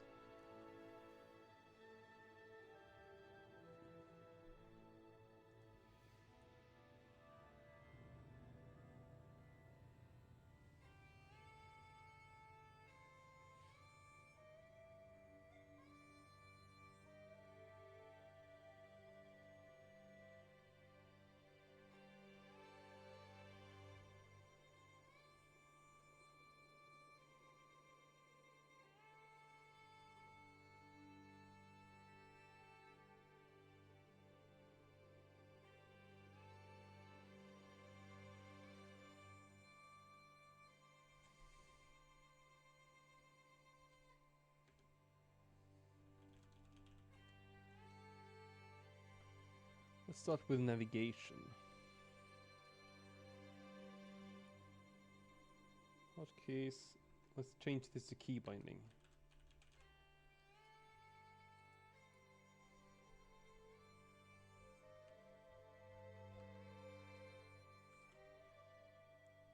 Up, down, left, right.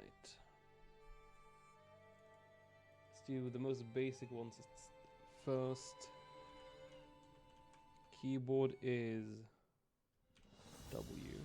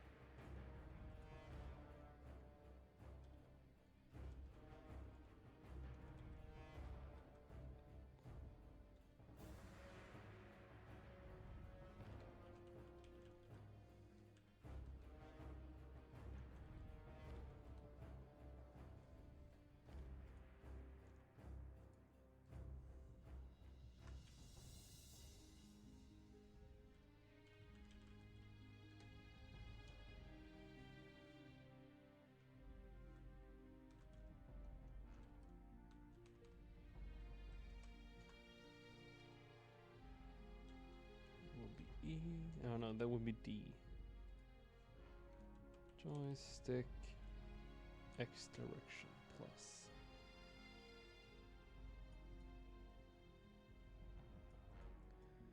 So that would be navigation.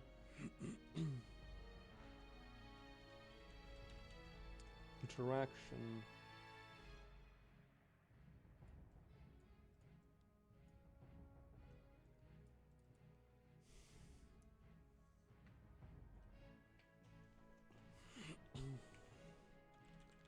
So we would have confirm slash continue.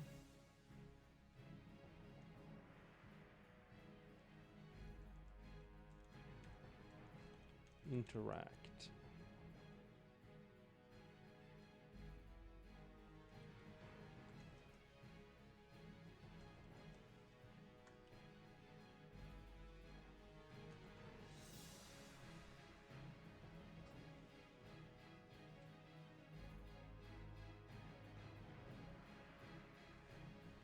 What are they called?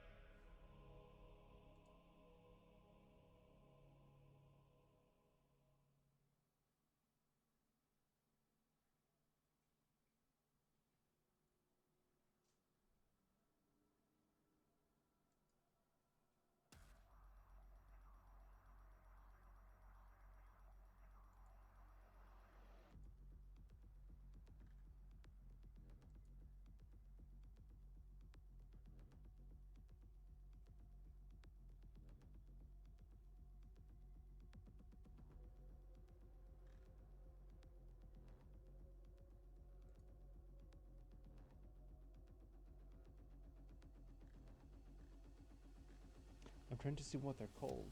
The different buttons. I don't know if I'm really finding it though.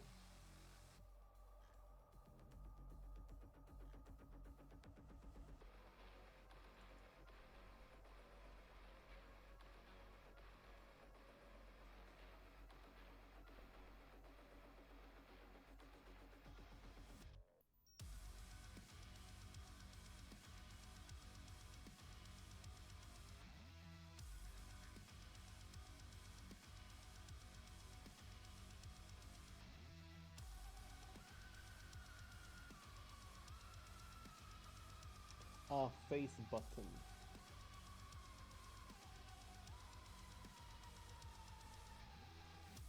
Face button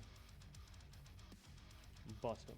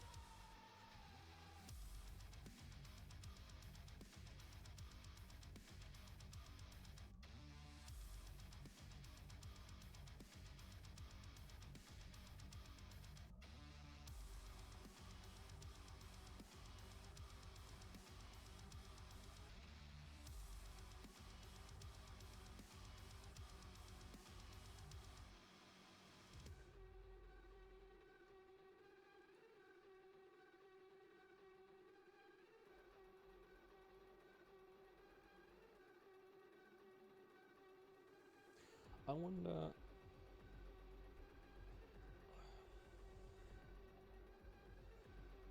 So with a controller, right?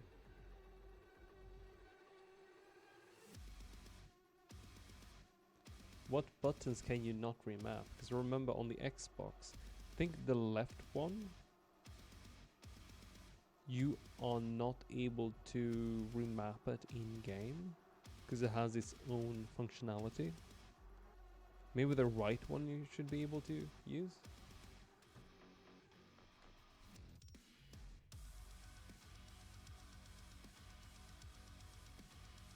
Otherwise I could just use face button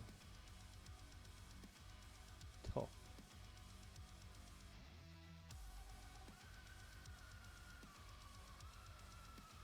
Uh,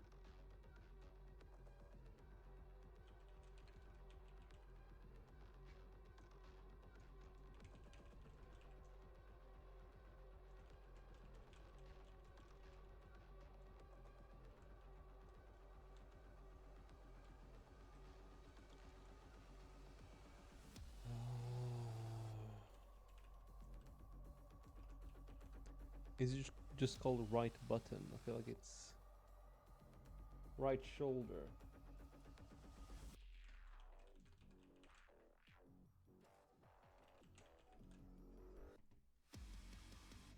And the one behind that is the trigger. Exactly.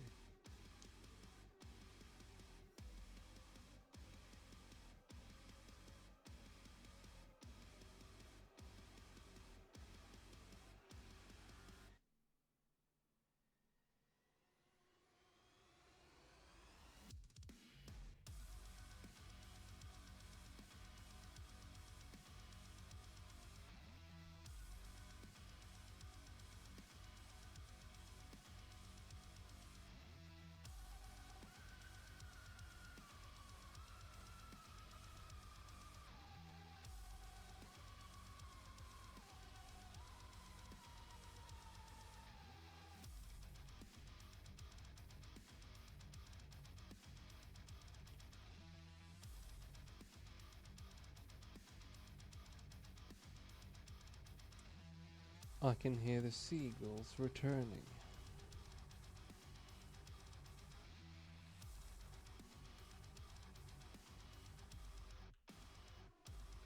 I'm just as joyed as always.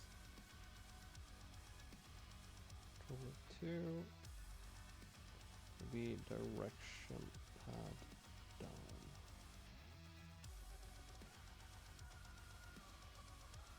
Keyboard 2.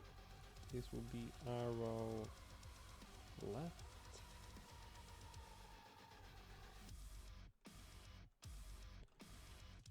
Controller 2 would be direction pad left.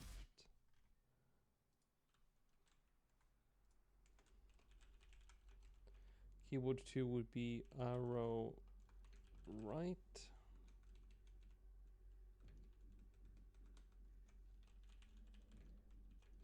To be direction pad right.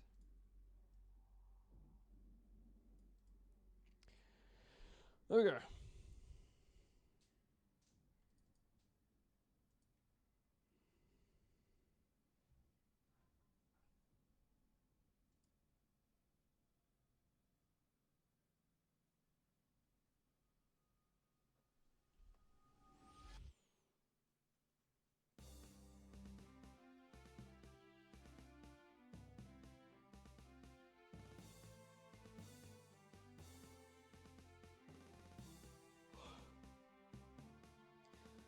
Are there any other hotkeys that I might want to have?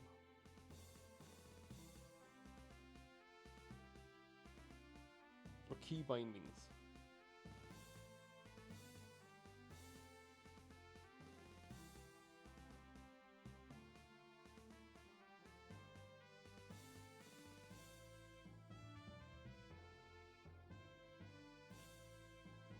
I can't really think of any.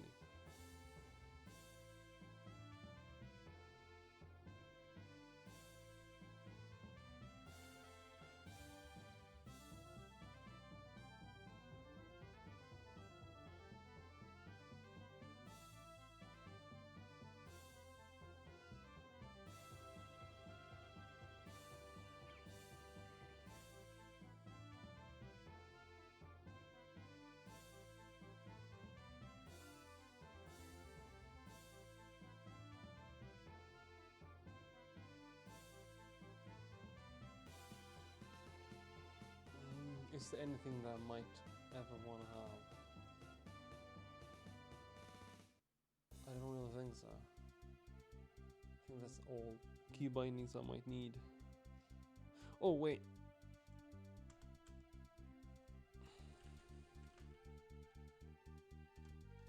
Quick ability 1.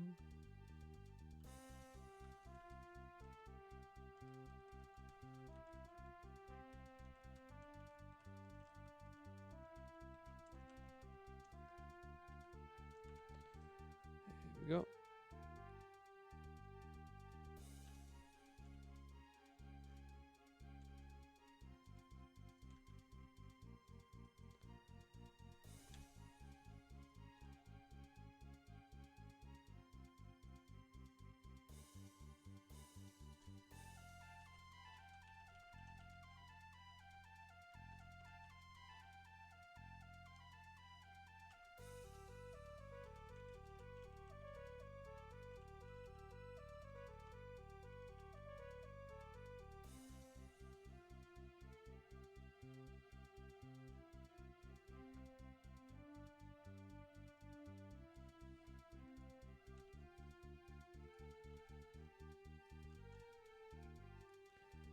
Be right,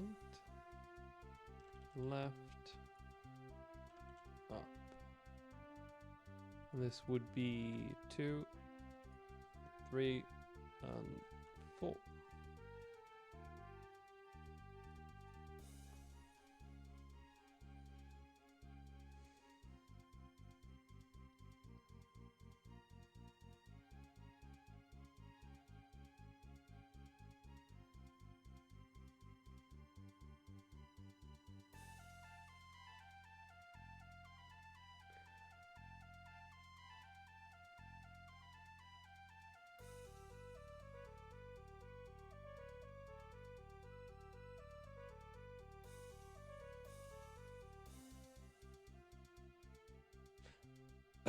I think that will be everything.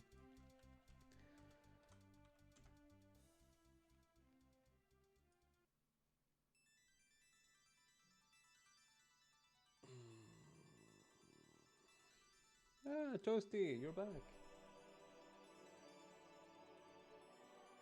We were.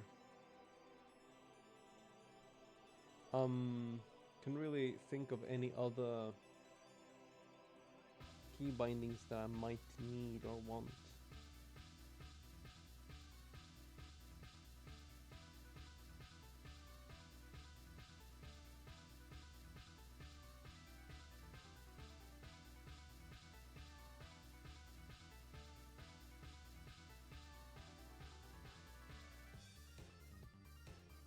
think this is good for now.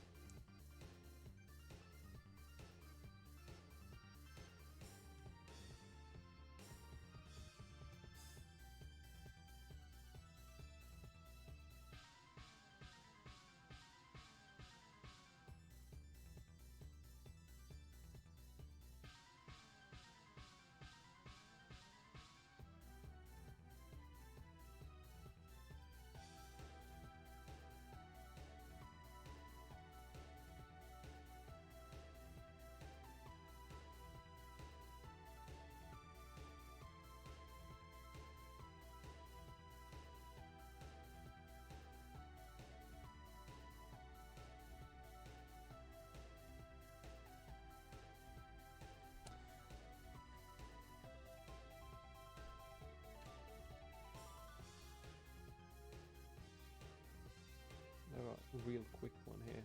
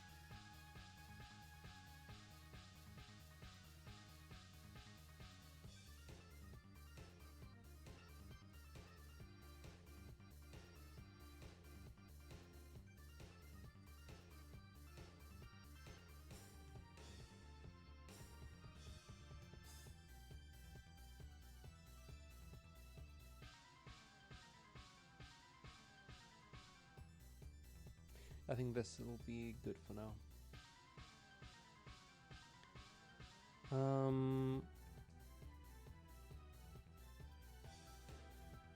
Should I have... If you want to do something in combat, quick defense can be Q.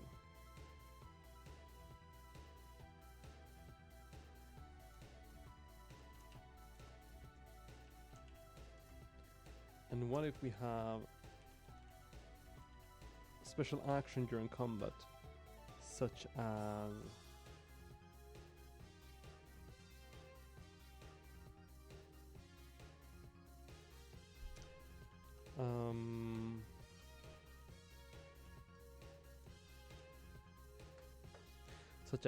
interact with the enemy or whatever, interact with this thing, interact with that thing, because that exists in Final Fantasy X. And you have these interactions during combat.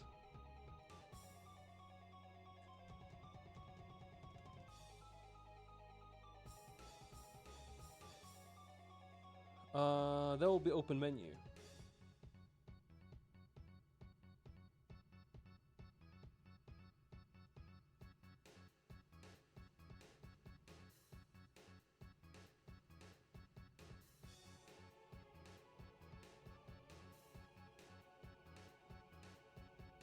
Most of the UI will actually be hidden, since you don't need to see it. Some UI will appear after standing still for X amount of seconds.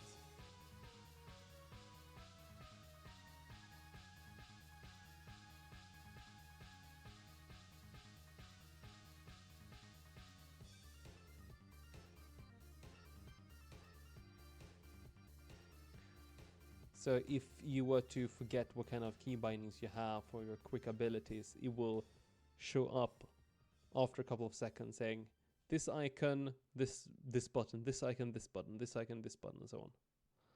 For all 4 of them.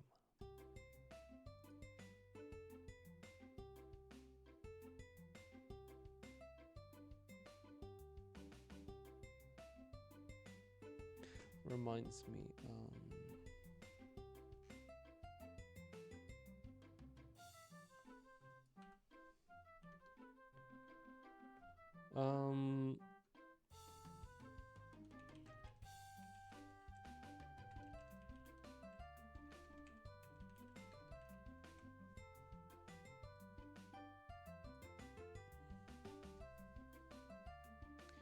thank you for reminding me of that, Toasty.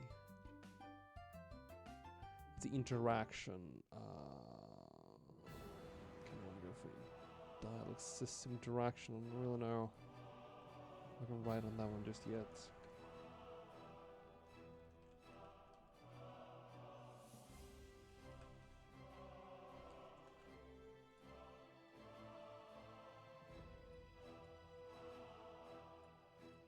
So,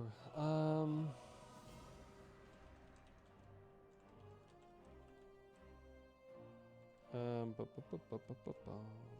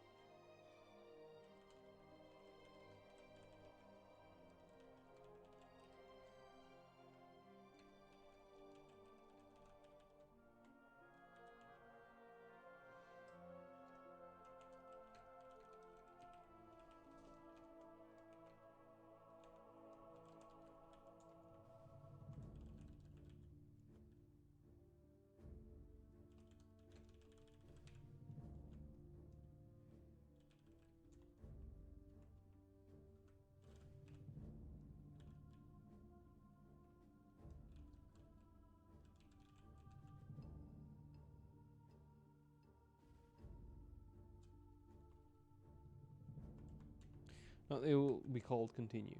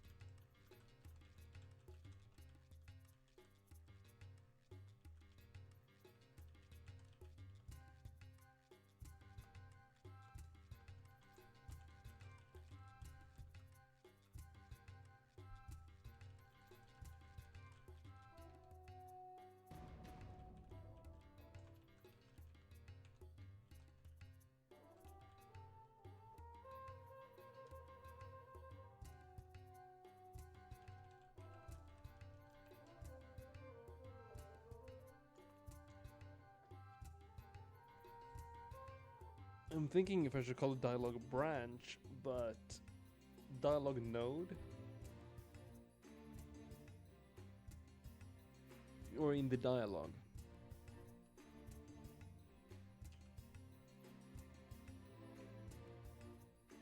Should I have dialogues that are hidden depending on events or like conditions just in general?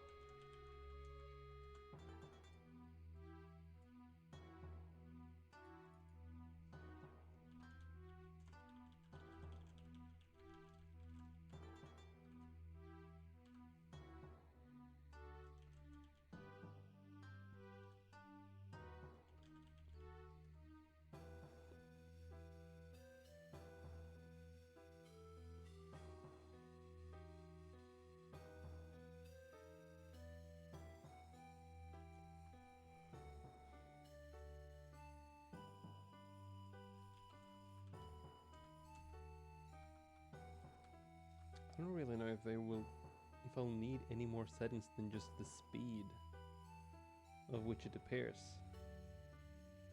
Or maybe...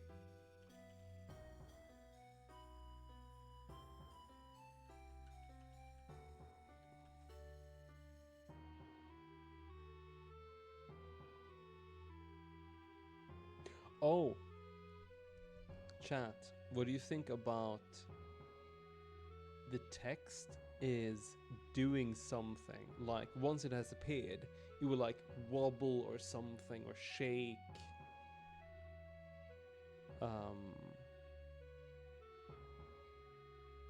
What do you think about that? Like the person is scared or whatever. The font is different maybe, and the words are like shaking and stuff like that.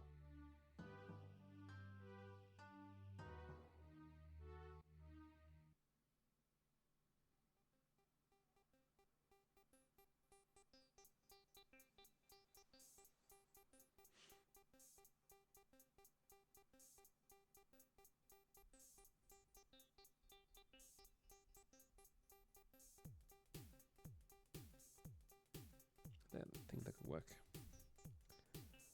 Appear animation. You know what? I'll just have one.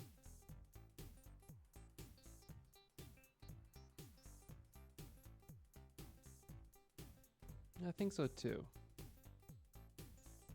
I think so too, Toasty.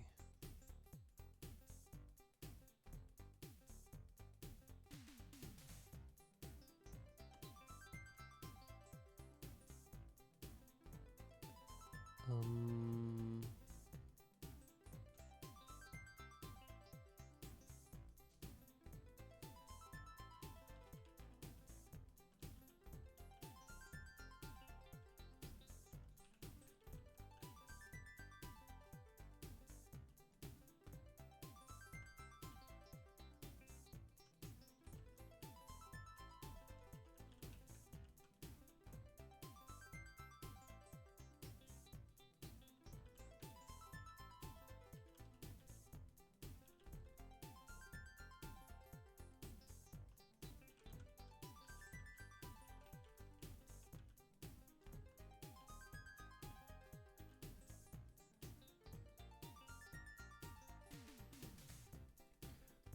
2. Achieve this without dialogue text.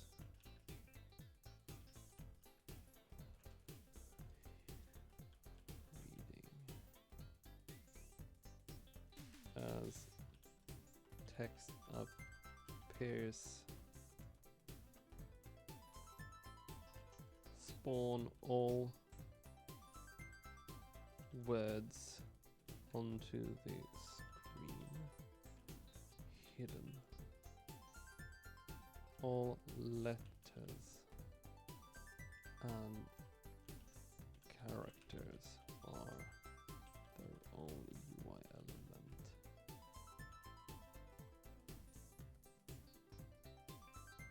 Play each letter one at a time with X seconds delay based on speed.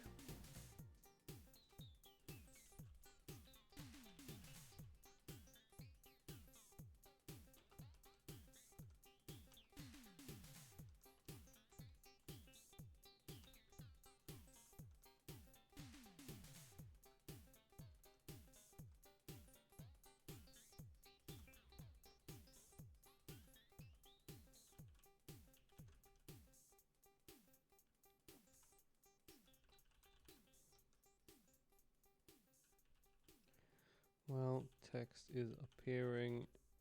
All text appears same time.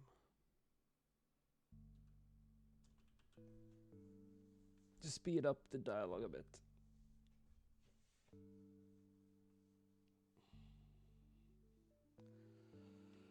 Um,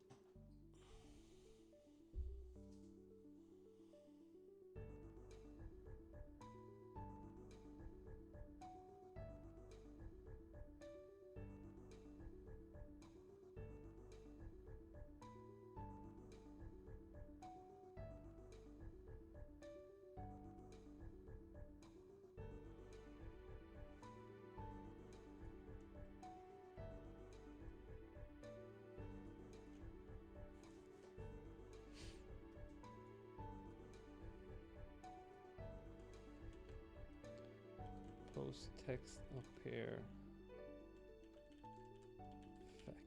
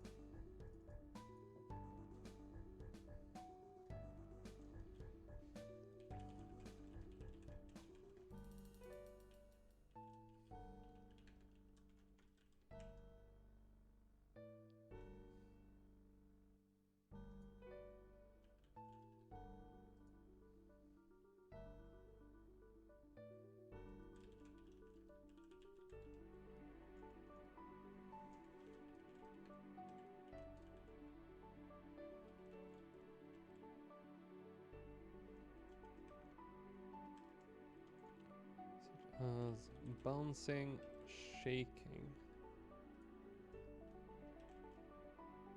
happy or highlight, scared,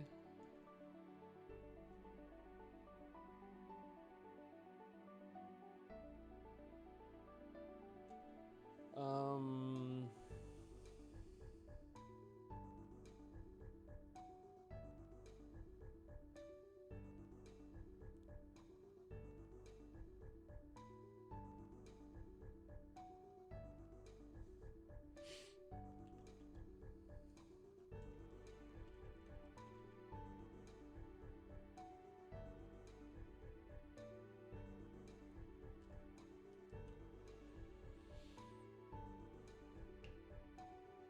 previously I had the idea that there will be chat bubbles showing their emotions as you see them talk in dialogues or in cutscenes.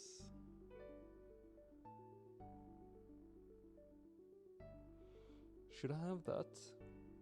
Should that still be a thing?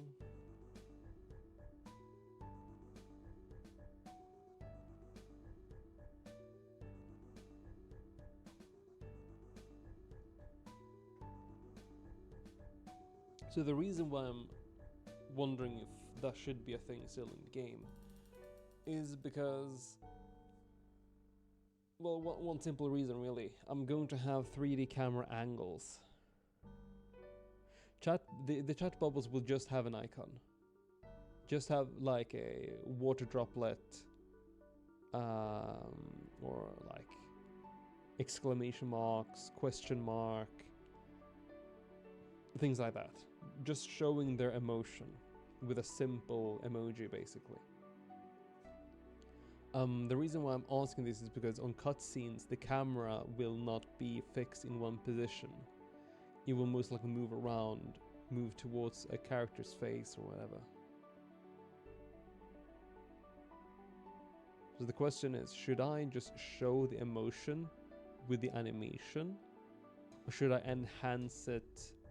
Or should I enhance it with a emotion bubble?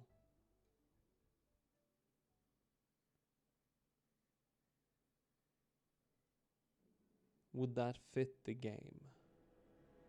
I think it's difficult to really tell this unless you really see it in front of you.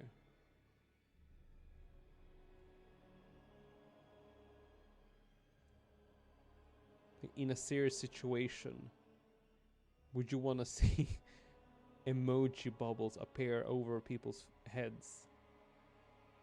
Like, yes, I can see you're crying. You don't need to have the chat bubble literally appearing over and over again.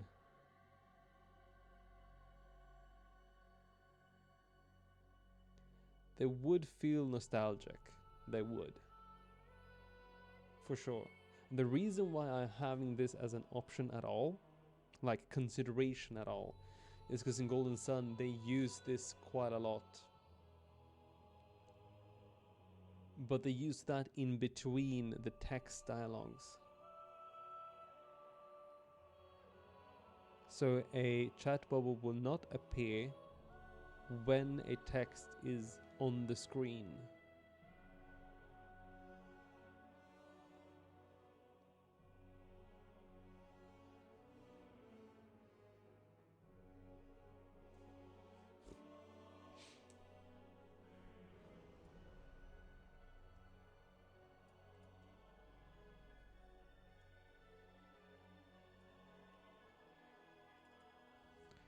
I can do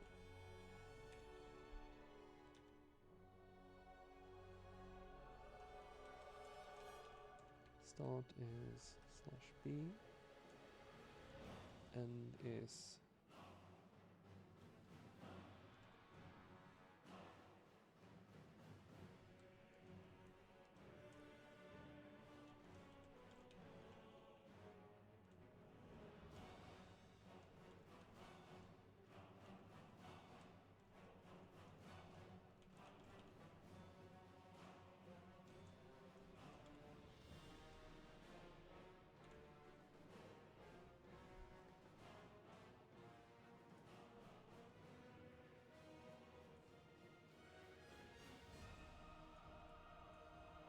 now the question is also, should I have the option to change the characters' names? And if that's the case, should I have a query basically like, I don't know, $1 equals player character 1 name?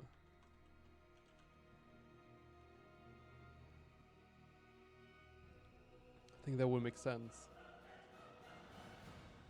So before it spawns the dialogue appearing on screen, before it separates everything, it checks for these things. So like the $1, the /b, b/, those ones. Check for those, remove them from the text that it tries to appear on the screen.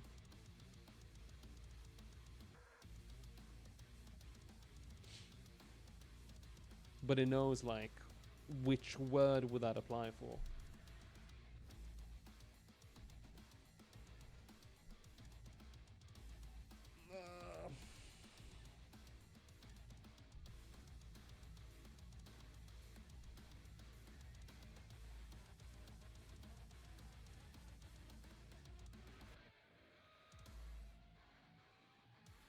Yeah.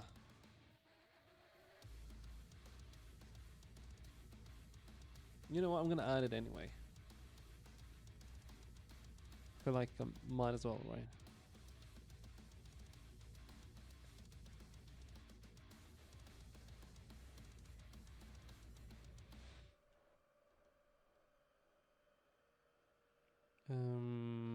What should I call this?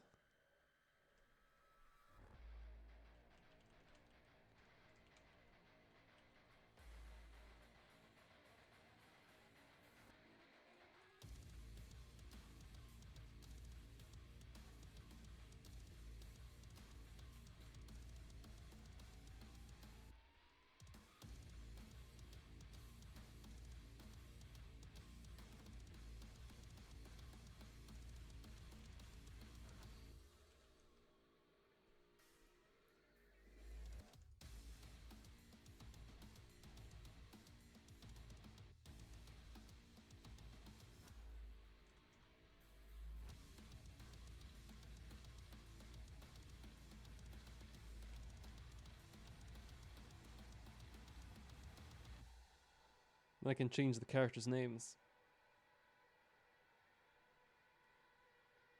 Okay, I can let the player choose their name. So, hello, my name is.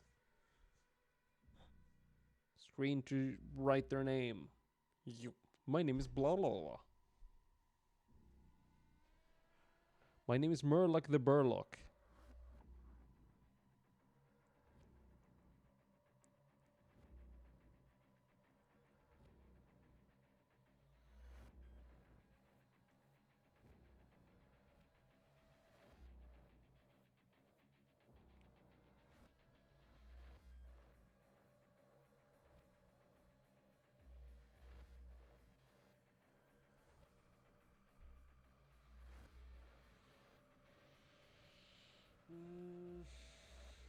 I don't think I need to have any more.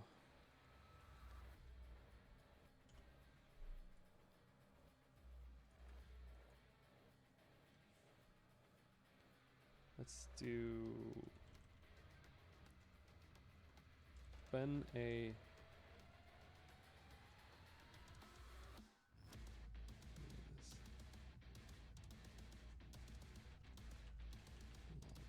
Text check order.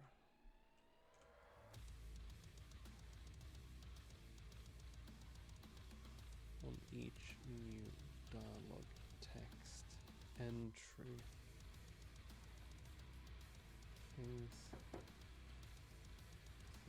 will be shown this.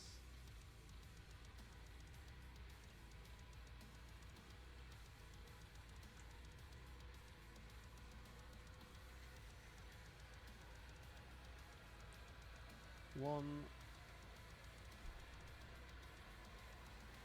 check text for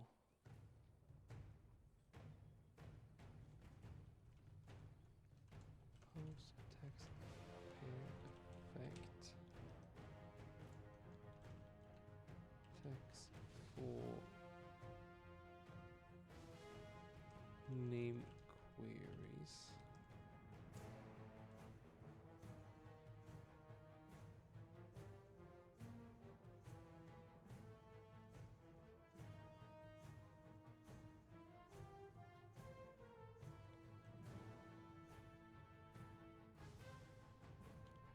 Save each word.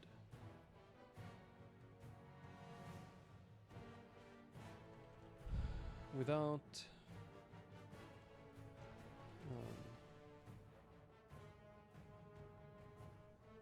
let's do this properly.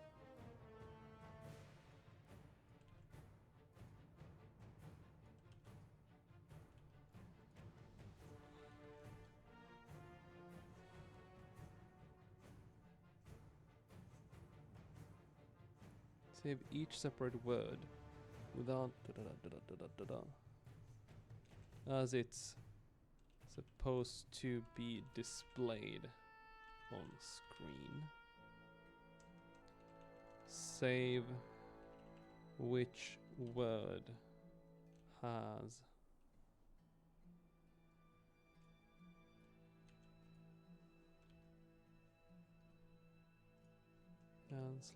/or.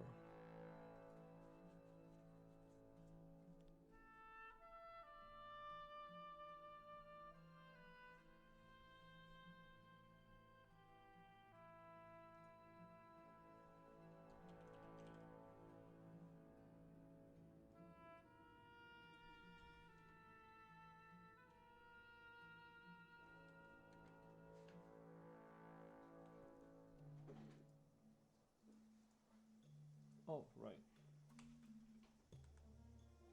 Here we go.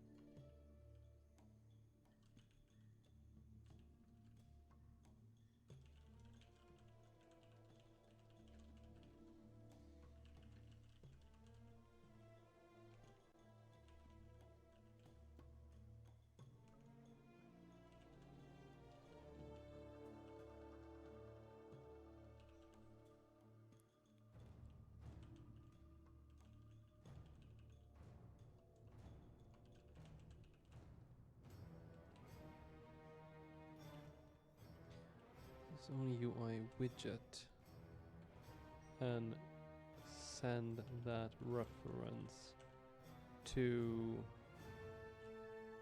no. Each character in order will be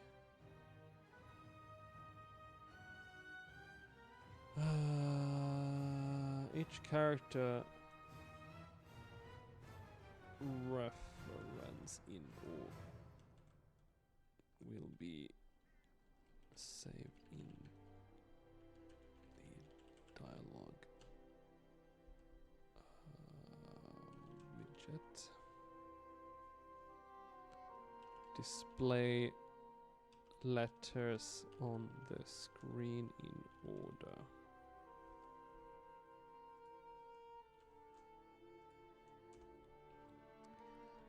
When all letters are on the screen, show options.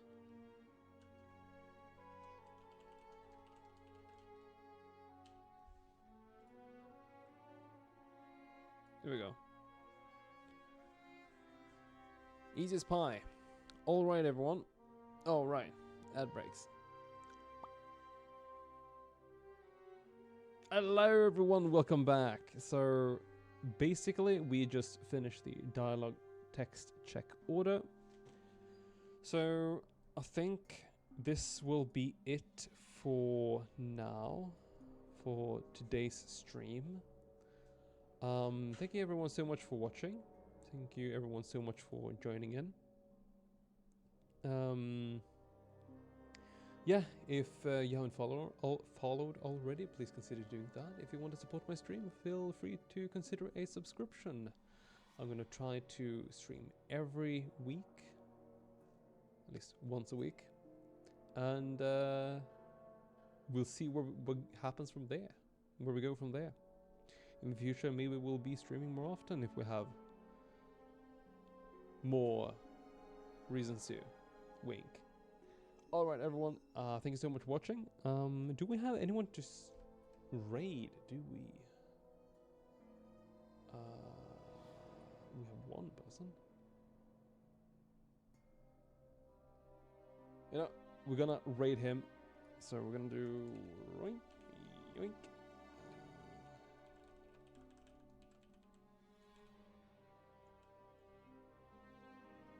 Awesome. Okay, everyone. Thank you once again so much for watching, and see you next Sunday. Alright? Take care. Bye-bye.